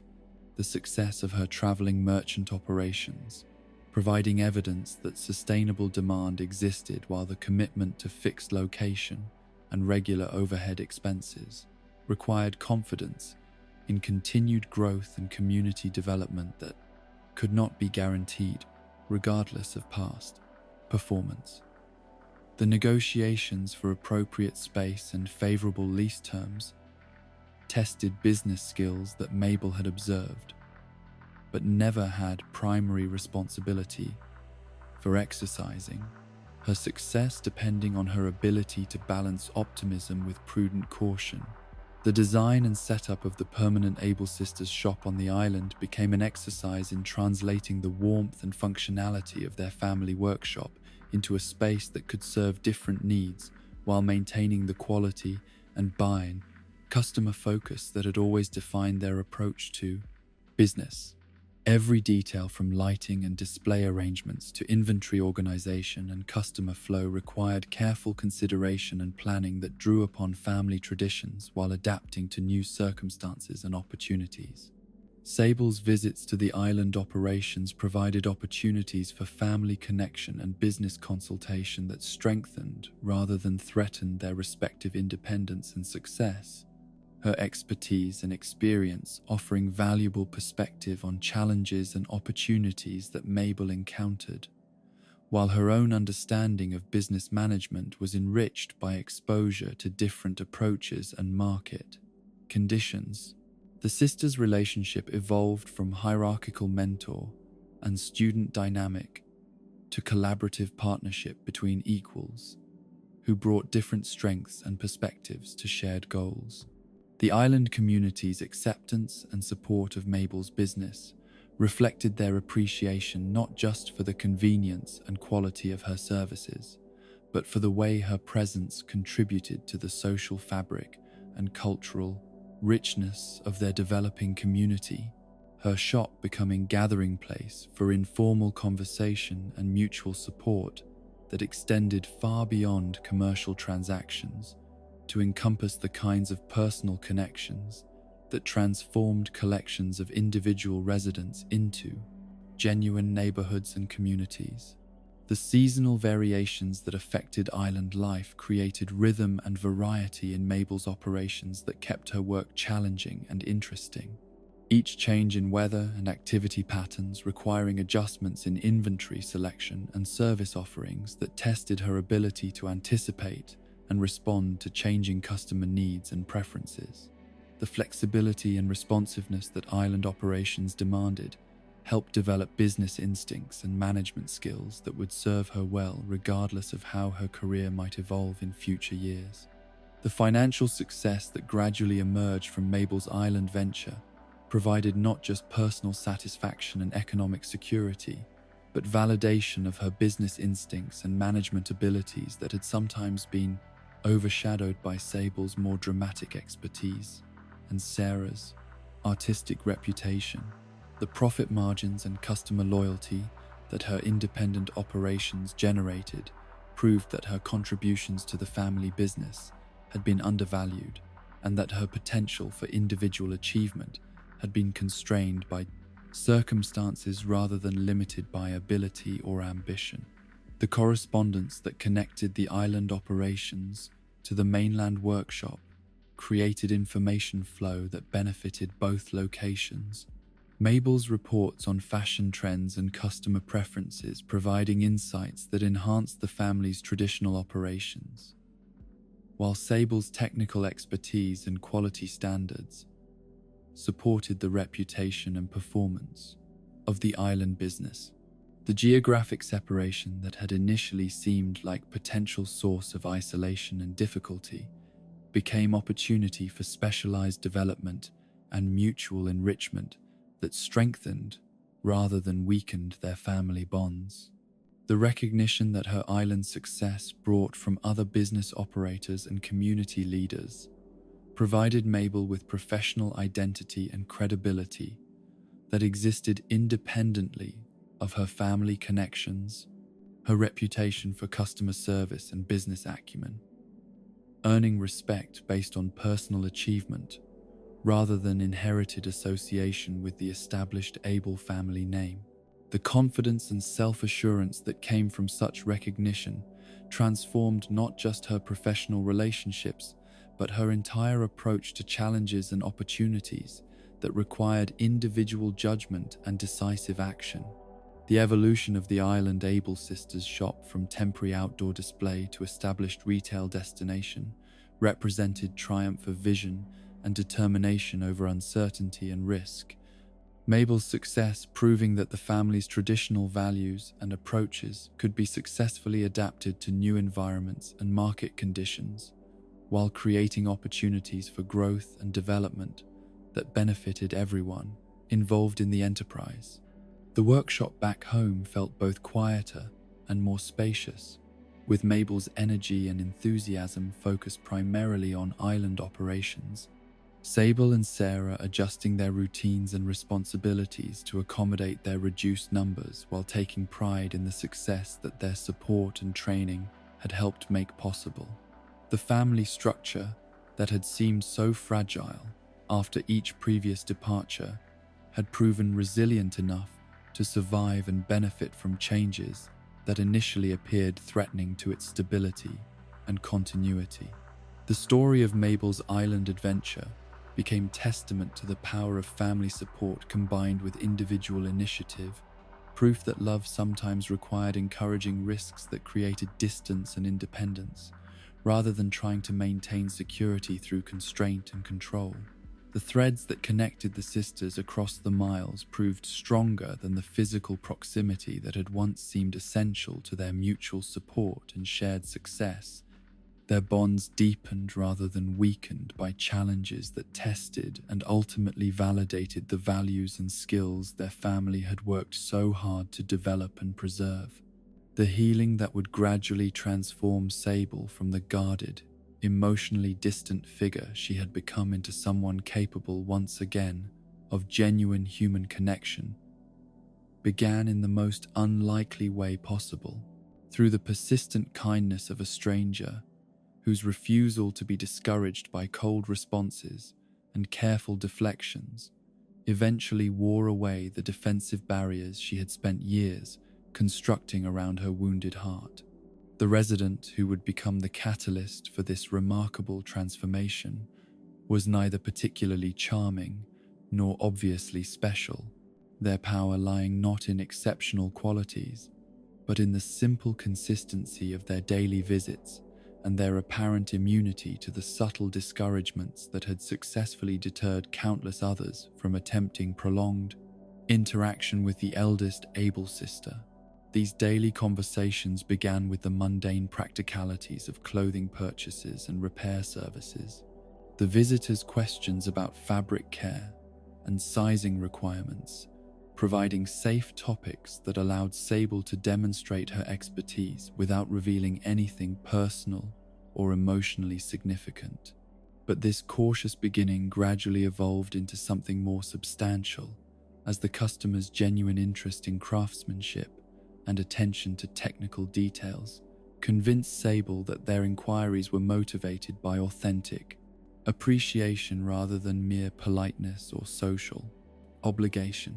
The progression from purely transactional exchanges to more personal dialogue happened so slowly and naturally that Sable herself was unaware of how much her responses had changed until she found herself sharing opinions about design, philosophy, and aesthetic principles that went far beyond the minimum information required for successful commercial interaction. The defensive mechanisms that had automatically activated whenever customers attempted to engage her in conversation beyond the strictly necessary seemed to relax in the presence of someone whose questions reflected genuine curiosity about her work and whose patience with her initially short responses suggested respect for her boundaries rather than determination to overcome them. The breakthrough that marked the true beginning of Sable's emotional recovery occurred during a quiet afternoon when the persistent visitor asked not about clothing or business matters, but about the history of the workshop itself, their question touching on memories that Sable had carefully avoided discussing for years, but which suddenly seemed safe to explore in the presence of someone whose consistent kindness had gradually earned a measure of trust that she had thought herself incapable of extending to anyone outside her immediate family. The story that emerged from Sable's tentative responses painted a picture of loss and resilience that explained much about her current personality, while revealing glimpses of the warmth and openness that had once characterized her approach to life before tragedy and betrayal had taught her the dangers of emotional vulnerability. Her account of her father's death and the family's struggle to maintain their business and traditions carried undertones of pride in their achievements, balanced by acknowledgement of the costs that such survival had required from all of them. But it was Sable's description of her parents' partnership and their approach to their craft that truly revealed the depth of passion and commitment that still lived beneath her carefully constructed emotional armor, her voice taking on qualities of warmth and animation that had been absent from her interactions for years, as she spoke about the values and principles that had shaped her understanding of what meaningful work could accomplish when her worthily performed with proper dedication and respect for tradition. The visitors' responses to these revelations demonstrated the kind of understanding and appreciation that Sable had forgotten could exist between relative strangers, their questions and comments reflecting not just polite interest, but genuine comprehension of the sacrifices and achievements that her story described. For the first time in years, Sable found herself in conversation with someone who seemed to truly grasp the significance of what her family had built and maintained despite the challenges they had faced. The daily rhythm of these increasingly meaningful conversations became a source of anticipation and pleasure that Sable had not experienced since Tom Nook's departure had convinced her that emotional investment in relationships with people outside her family was both dangerous and ultimately futile. The reliability of the visitors' appearances and the consistency of their respectful interest created a sense of security that allowed her to gradually lower defenses that had protected her from hurt, while also isolating her from the faint possibility of genuine connection and understanding. Sarah and Mabel observed the changes in Sable's demeanor with mixture of hope and concern, their recognition that she was beginning to emerge from the emotional withdrawal that had characterized her responses to past disappointments, tempered by fear that renewed openness might make her vulnerable to fresh sources of pain and disillusionment.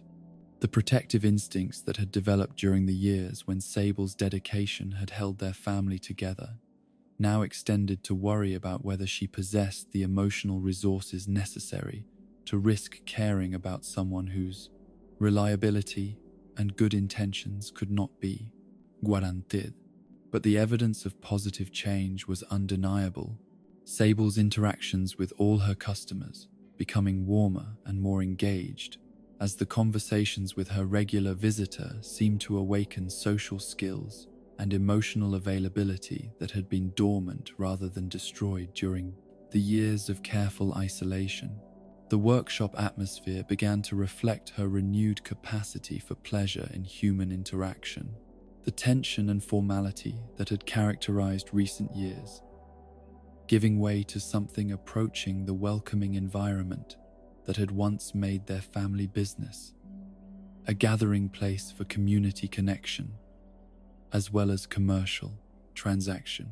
The specific conversations that marked stages in Sable's gradual opening up revealed the depth of loneliness and emotional hunger that her defensive behaviors had been designed to protect and conceal. Her careful questions about her visitors' own experiences and opinions, demonstrating starved curiosity about perspectives and insights that existed beyond the narrow boundaries of her work and family obligations. The intellectual stimulation of discussing topics ranging from aesthetic philosophy to business ethics awakened aspects of her personality that had been suppressed by the grinding routine of survival and responsibility. The stories that Sable began to share about her sisters and their respective journeys toward independence and success carried undertones of pride mixed with regret. Her accounts of Label's artistic achievements and Mabel's entrepreneurial success, revealing both genuine happiness for their accomplishments and wistful recognition of opportunities for personal growth and fulfillment that she had sacrificed to ensure their security and continued family unity. The visitor's understanding responses to these complex emotions provided validation for feelings that Sable had rarely been able to acknowledge even to herself. The technical discussions about sewing techniques and fabric properties that formed the foundation of many of their conversations became vehicles for sharing deeper insights about creativity and craftsmanship. Sable's explanations of her methods and standards, revealing philosophy of work and life that emphasized patience, attention to detail, and respect for materials and traditions that deserved preservation and continuation. The visitor's appreciation for these values and their questions about how such principles could be applied to other areas of life created opportunities for reflection and analysis that had been absent from Sable's routine for years. The memories of her parents that Sable found herself sharing during these conversations carried emotional weight that she had been unable to bear alone, the isolation of her grief having intensified rather than diminished with the passage of time. The visitor's respectful attention to these stories and their thoughtful questions about family traditions and inherited wisdom provided the kind of witness and validation that grief requires for healthy processing and eventual integration into ongoing life experience. The workshop itself began to reflect Sable's renewed engagement with aspects of her craft that went beyond mere technical proficiency to encompass artistic expression and creative exploration, her projects taking on qualities of innovation and experimentation that recalled the collaborative creativity that had flourished during her family's happiest periods. The visitors' genuine interest in these developments and their questions about creative processes and design decisions provided audience and encouragement for exploration that had been missing from her work for years. The seasonal changes that had once marked time primarily through variations in customer demands and weather-related practical considerations began to register in Sable's consciousness as opportunities for aesthetic inspiration and emotional renewal. Her awareness of beauty in natural patterns and color, relationships awakening aspects of artistic sensitivity that had been dormant during the years when survival and responsibility had commanded all her attention and energy. The visitors' own observations about seasonal beauty and their questions about how such influences might affect design choices provided framework for exploring connections between craft and environment that enriched both her work and her personal experience. The gradual expansion of topics that Sable felt comfortable discussing revealed the breadth of interests and knowledge that her years of focused work and study had accumulated. Her insights about everything from historical fashion trends to contemporary social changes, demonstrating intellectual engagement and analytical ability that had been hidden beneath her professional focus and emotional reserve. The visitors' recognition of these qualities and their obvious enjoyment of conversations that challenged their own thinking provided motivation for continued growth and exploration that had been absent from Sable's life for years. The trust that developed through months of consistent interaction and respectful attention created foundation for sharing concerns and uncertainties about the future that Sable had been carrying alone. Her worries about the sustainability of traditional craftsmanship approaches in changing economic conditions, and her questions about how to balance preservation of family values with adaptation to contemporary realities, finding receptive audience in someone whose perspective combined practical wisdom with genuine care for her welfare and success. The letters that arrived from Label and the reports that came from Mabel about their respective achievements in fashion and business became topics for discussion that revealed Sable's complex emotions about her sister's success, her pride in their accomplishments mixed with awareness of the different paths their lives had taken and the different forms of fulfillment they had found outside the traditional family structure. The visitors' thoughtful responses to these accounts and their questions about family dynamics and individual growth provided framework for understanding relationships that had been shaped by tragedy and responsibility in ways that made simple categorization impossible. The recognition that her conversations with this persistent visitor had become highlights of her daily routine rather than interruptions, to be tolerated marked significant milestone in Sable's emotional recovery, her anticipation of their visits, and her disappointment when schedule conflicts prevented their appearance, demonstrating renewed capacity for emotional investment and personal attachment that she had believed herself incapable of experiencing safely. The realization that she had unconsciously begun to structure her work schedule around the possibility of these interactions provided evidence of how profoundly her priorities and needs had begun to shift. The workshop's atmosphere during these daily conversations took on qualities of warmth and intellectual engagement that recalled the best periods of the Able family's collaborative work. Sable's animation and enthusiasm during discussions, creating energy that affected not just her own mood, but the entire environment in ways that Sarah and Mabel noticed and appreciated, even when they were not directly involved in the conversations. The transformation was subtle but unmistakable, the careful efficiency of recent years giving way to something approaching joy in both work and social interaction. The advice and encouragement that emerged from these deepening conversations helped Sable begin to envision possibilities for personal growth and development that went beyond the narrow boundaries of duty and responsibility that had defined her existence for years. The visitor's questions about her dreams and aspirations, awakening awareness of desires and goals that she had suppressed in service of family obligations, but which deserved consideration and perhaps pursuit if circumstances could be arranged to accommodate them. The historical knowledge and technical expertise that Sable possessed about traditional craftsmanship methods became subjects for extended discussion that revealed both the depth of her learning and the passion for preservation, continuation of valuable cultural practices that had motivated much plus of her dedication to maintaining family traditions despite the personal costs such commitment had required. The visitors' appreciation for these concerns and their questions about how traditional knowledge could be transmitted to future generations provided validation for efforts that had often felt isolating and undervalued. The gradual emergence of humor and playfulness in Sable's personality during these conversations marked perhaps the most significant evidence of her emotional healing. Her willingness to engage in gentle teasing and light-hearted exchanges, demonstrating recovery of social confidence and emotional flexibility that had been casualties of past disappointments and betrayals. The laughter that began to punctuate their discussions created an atmosphere of ease and enjoyment that had been absent from the workshop for years.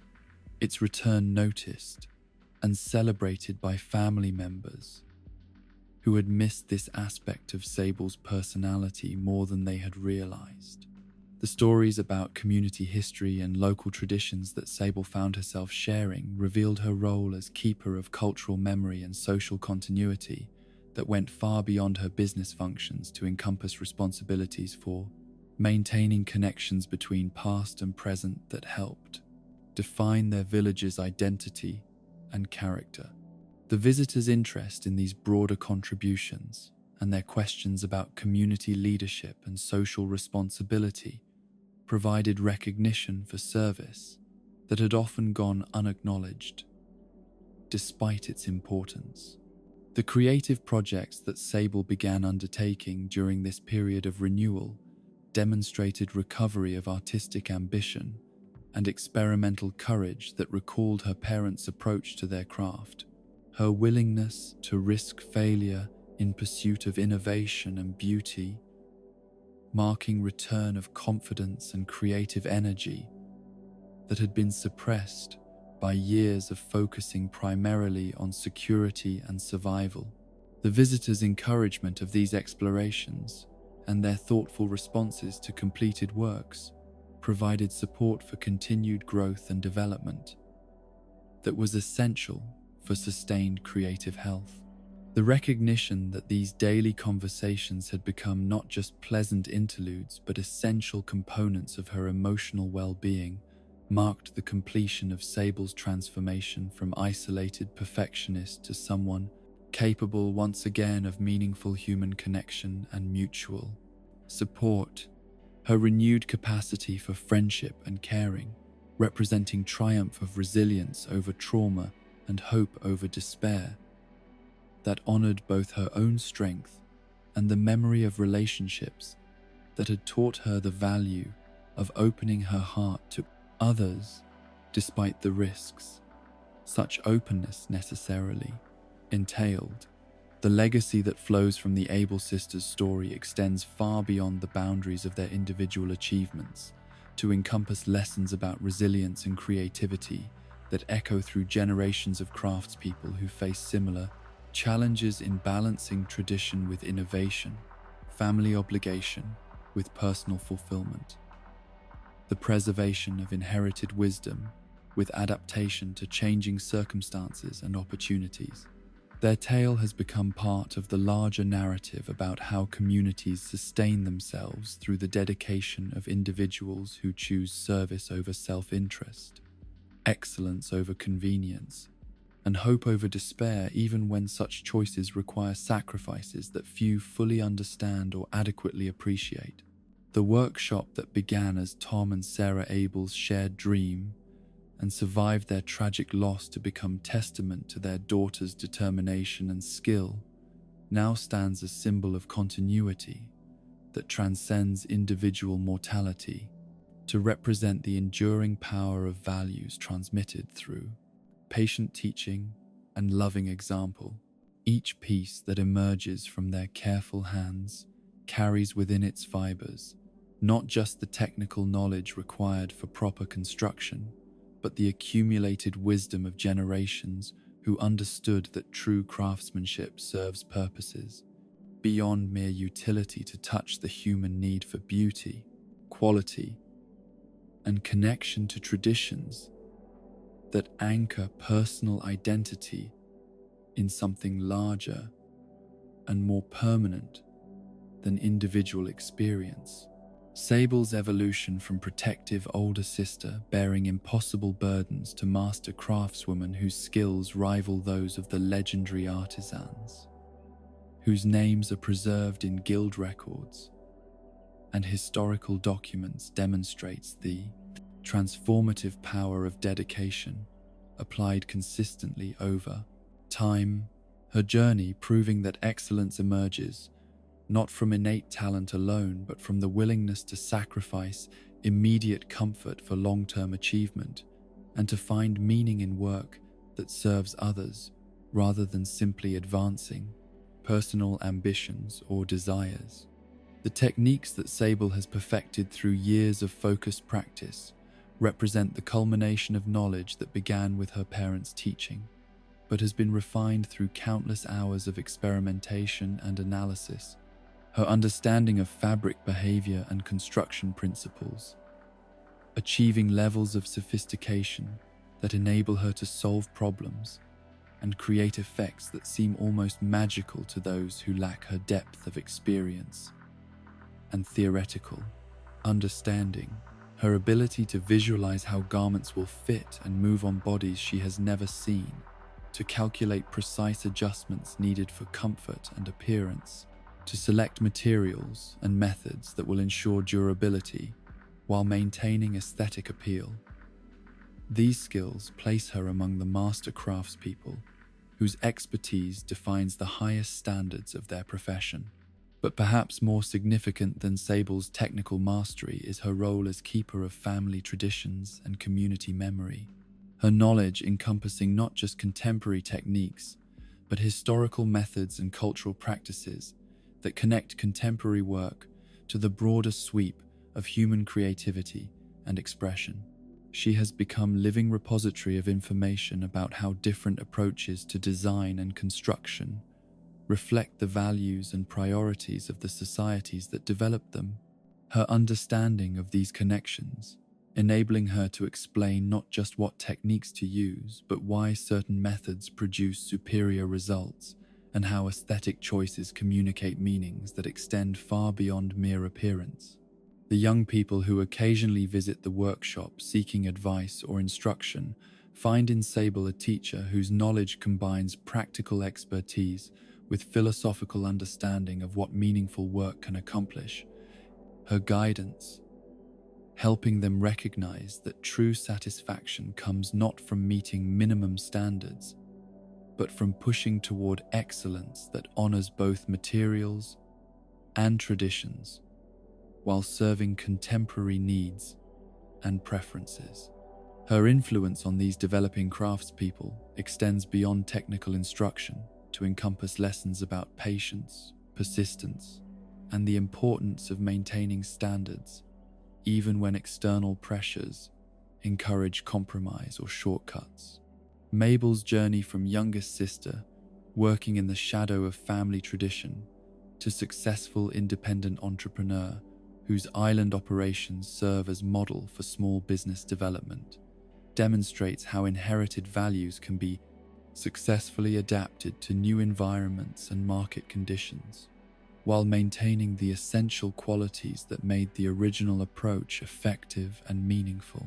Her success proves that family traditions need not be preserved exactly as they were originally practiced, in order to honor the principles and purposes that made those traditions valuable.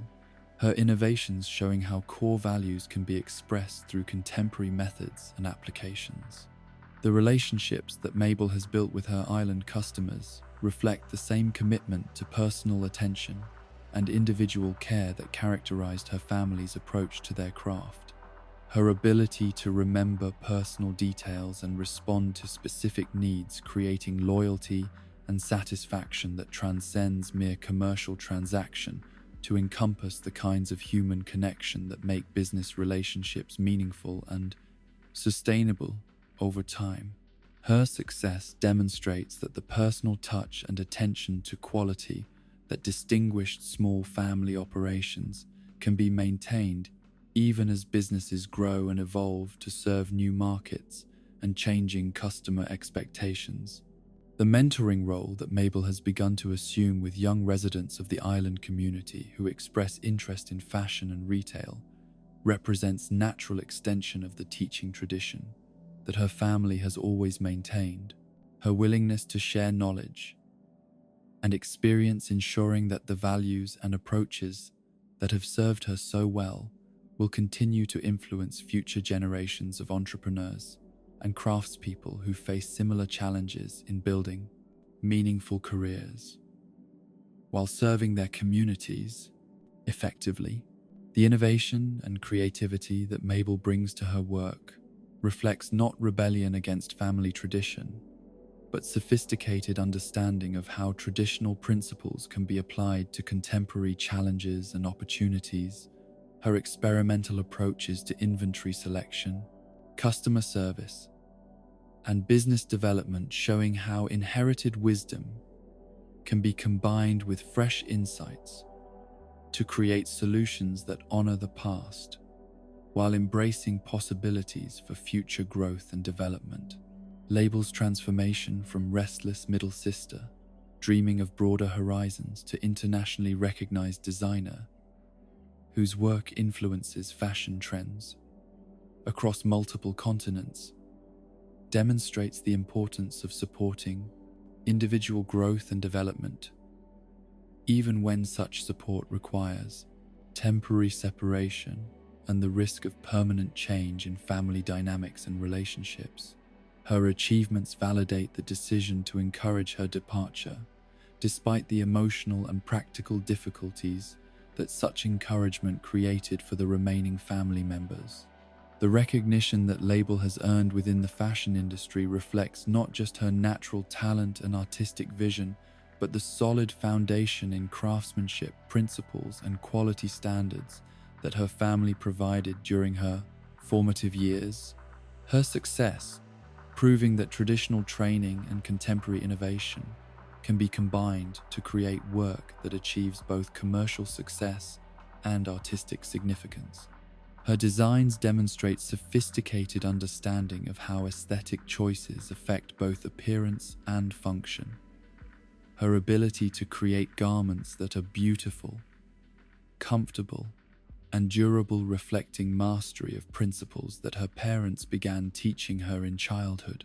The occasional visits that Label makes to her family's workshop serve important purposes for both her own continued development and the renewal of connections between traditional approaches and contemporary applications.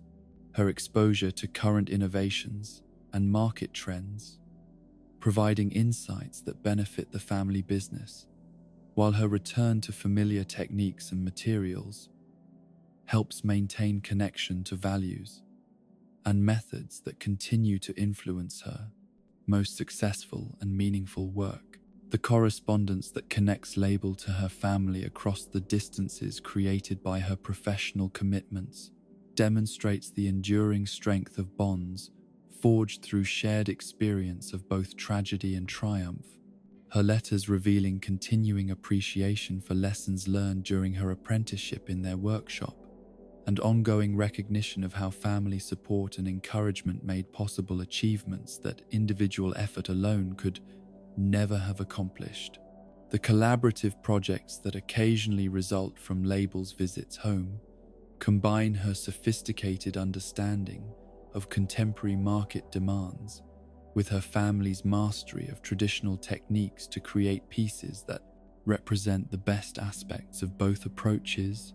These special creations serving as evidence that geographical separation need not prevent continued cooperation and mutual enrichment among family members whose paths have diverged but whose fundamental values remain aligned.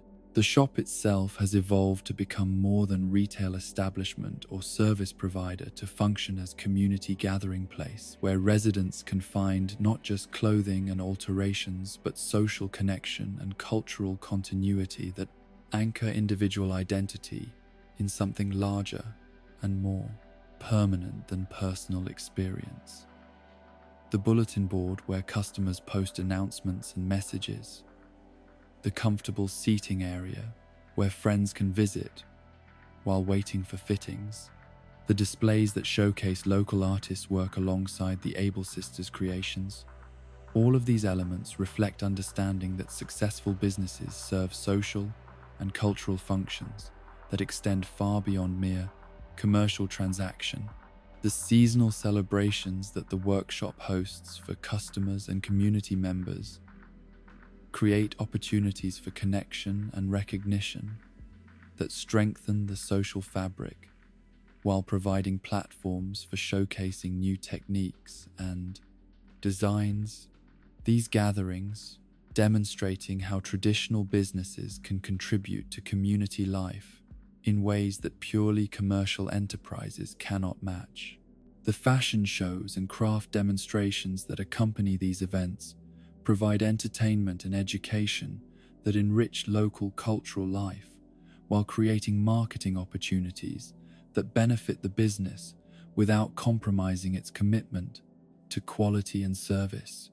The preservation work that Sable has undertaken to document traditional techniques and family history serves purposes that extend beyond personal interest to encompass responsibility for maintaining cultural knowledge that might otherwise be lost as older generation passes away and contemporary focus shifts toward newer approaches and technologies.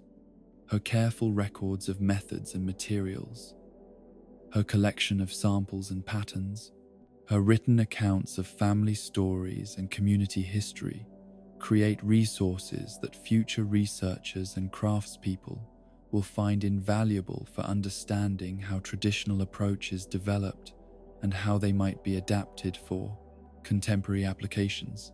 The teaching opportunities that occasionally present themselves allow Sable to share knowledge that might otherwise remain confined to her own practice. Her workshops and demonstrations providing education for younger craftspeople while creating opportunities for reflection and analysis that enhance her own understanding of why certain techniques produce superior results and how different approaches can be modified to serve specific purposes and requirements. The economic impact of the Able Sisters' operations extends throughout their community in ways that demonstrate how successful small businesses contribute to local prosperity and stability, their purchases of materials and supplies supporting other local enterprises, while their employment of occasional assistants and their attraction of customers from distant locations brings money and activity that benefits restaurants, lodging establishments, and other service providers throughout their region. The environmental consciousness that characterizes their approach to materials, selection, and waste management reflects values that were practical necessities during their parents' generation, but have become ethical choices in an era when awareness of resource limitations and environmental impact influences decision-making in ways that previous generations could not have anticipated.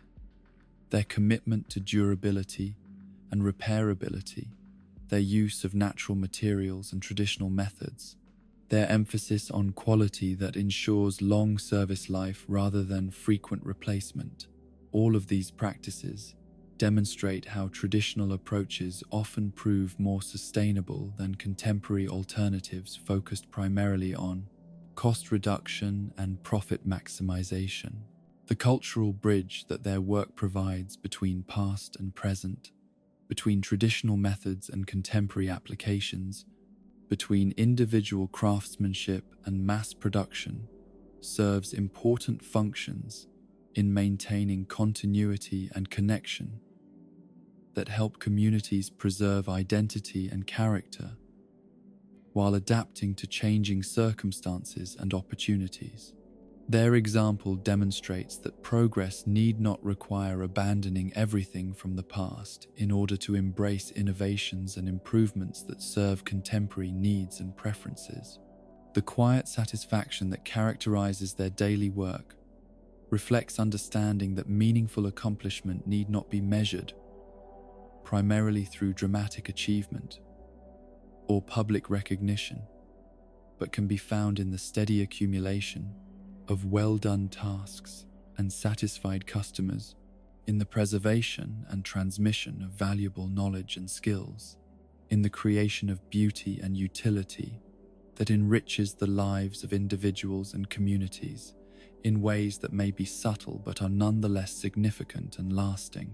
The threads that connect their individual stories to the larger patterns of human experience create tapestry of meaning that extends far beyond their specific circumstances to encompass universal themes about resilience and creativity, family loyalty, and individual growth, the balance between tradition and innovation that every generation must negotiate in its own way and according to its own understanding of what deserves preservation and what requires transformation for continued relevance and effectiveness.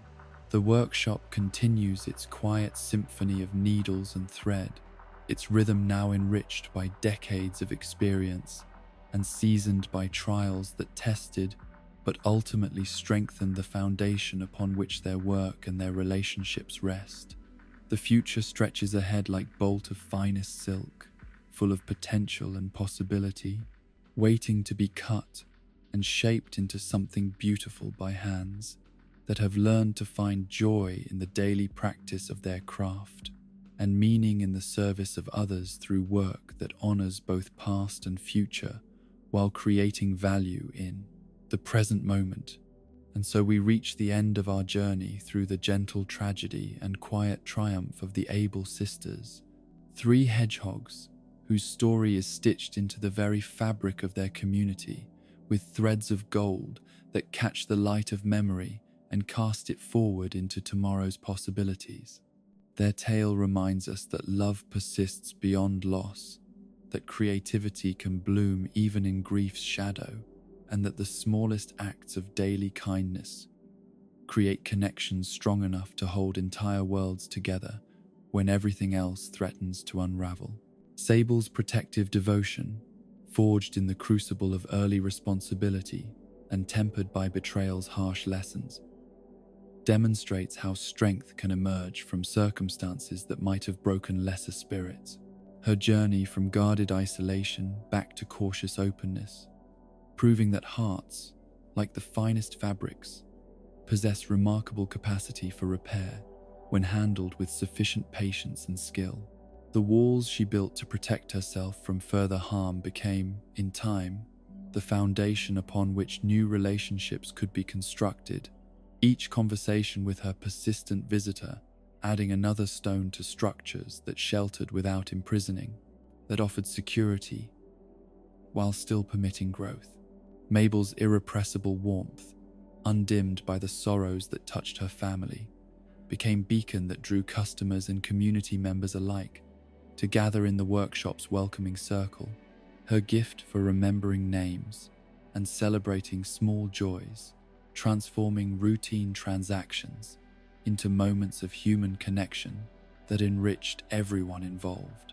Her evolution from youngest sister to independent entrepreneur demonstrates how the values learned in one context can flourish when transplanted to new soil. Her island success, proving that family traditions need not be preserved unchanged in order to honor the principles that made them valuable. Label's adventurous spirit, which once seemed like restlessness that might tear the family apart, ultimately became bridge between their traditional methods and contemporary possibilities. Her achievements in distant fashion houses, creating connections that brought fresh ideas and broader recognition back to benefit the workshop where her journey began.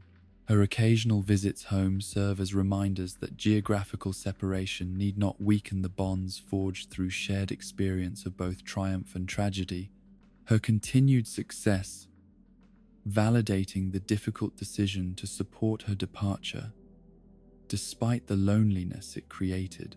The workshop itself has become more than business establishment to function as repository of cultural memory and community gathering place where the rhythms of creation and connection interweave to form patterns that give meaning to daily life, its walls holding not just tools and materials, but stories and relationships that define what it means to be part of something larger than individual ambition or personal satisfaction.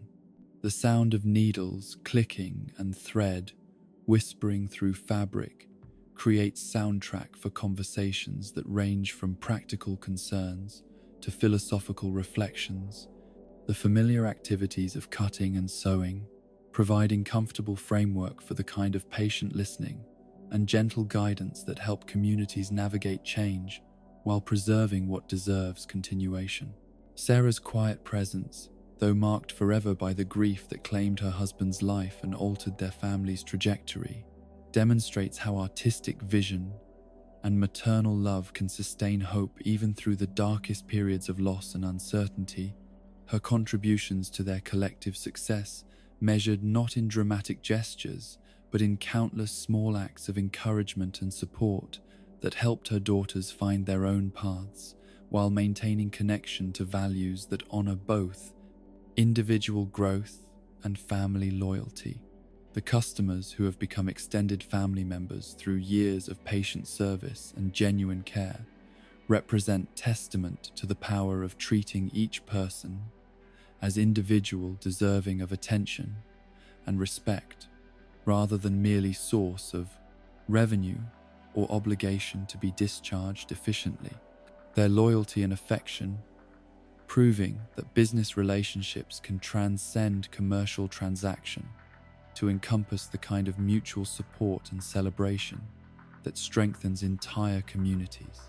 The seasonal rhythms that govern their work continue to mark time not just through changing weather and varying customer needs, but through the deeper patterns of growth and renewal that characterize all meaningful endeavors, each spring bringing opportunities for fresh projects and renewed energy, while each winter provides time for reflection and planning that prepares for future challenges and possibilities. The techniques and traditions preserved in their workshops serve purposes beyond mere historical interest to provide foundation for innovation and adaptation that honors the past while embracing contemporary needs and opportunities. Their commitment to quality and craftsmanship, creating examples that inspire others to pursue excellence rather than settling for adequacy or convenience. The letters that connect them to distant family members and former customers create networks of relationship and influence that extend far beyond their physical location to encompass communities of shared values and mutual support. Their correspondence demonstrating how meaningful connections can be maintained across time and distance when they are based on genuine care and common purpose, rather than superficial convenience or temporary advantage. The mentoring relationships that naturally develop when younger craftspeople seek their guidance represent investment in future generations that ensures valuable knowledge and approaches will continue to influence those who face similar challenges in balancing individual ambition with community responsibility. Their teaching demonstrating how wisdom gained through experience becomes truly valuable only when it is shared with others who can build upon and extend its applications. As you drift towards sleep, let yourself imagine not the sorrows we have witnessed, but the healing that has followed, the strength that has emerged from struggle, the beauty that continues to be created despite loss and change and uncertainty. Picture the morning sun rising over their village, its golden light illuminating windows where the Able sisters are already at work, their hands moving with practiced grace while their voices blend in quiet conversation that celebrates both shared history and future possibilities. Dream of Mabel, arranging her island display with the enthusiasm that has never dimmed, despite challenges that might have discouraged lesser spirits. Her smile welcoming customers who have become friends through transactions that honor both practical needs and human dignity. Envision Label in distant studios where her designs take shape, her work carrying forward the principles learned at her family's cutting table while exploring possibilities that her parents could never have imagined but would surely have celebrated. See Sable at her sewing machine, its familiar rhythm providing comfort and focus while she converses with the visitor whose patience and kindness gradually dissolved barriers that had protected but also isolated their daily conversations, proving that trust, once broken, can be carefully rebuilt when it encounters consistent respect and genuine appreciation for the gifts that make each person unique and valuable. Rest now in the knowledge that even in the darkest nights, when hope seems nothing more than distant memory, the dawn always returns with possibilities for renewal and growth that honor both what has been lost and what can still be found, created, preserved, and shared with others who need reminders that beauty persists despite sorrow, that community endures despite change, that love proves stronger than any darkness the world can conjure.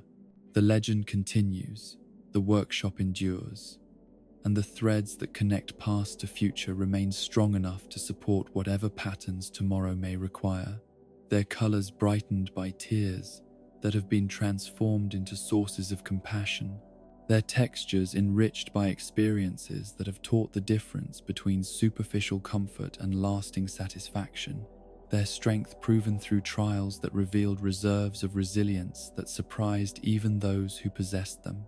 Sweet dreams, dear listener, And may you wake to find your own threads shining golden in the morning light, ready to be woven into whatever beautiful tapestry your hands are meant to create in the precious time that has been given to you for making something meaningful from the materials that life provides to those who approach their work with patience, dedication, and love.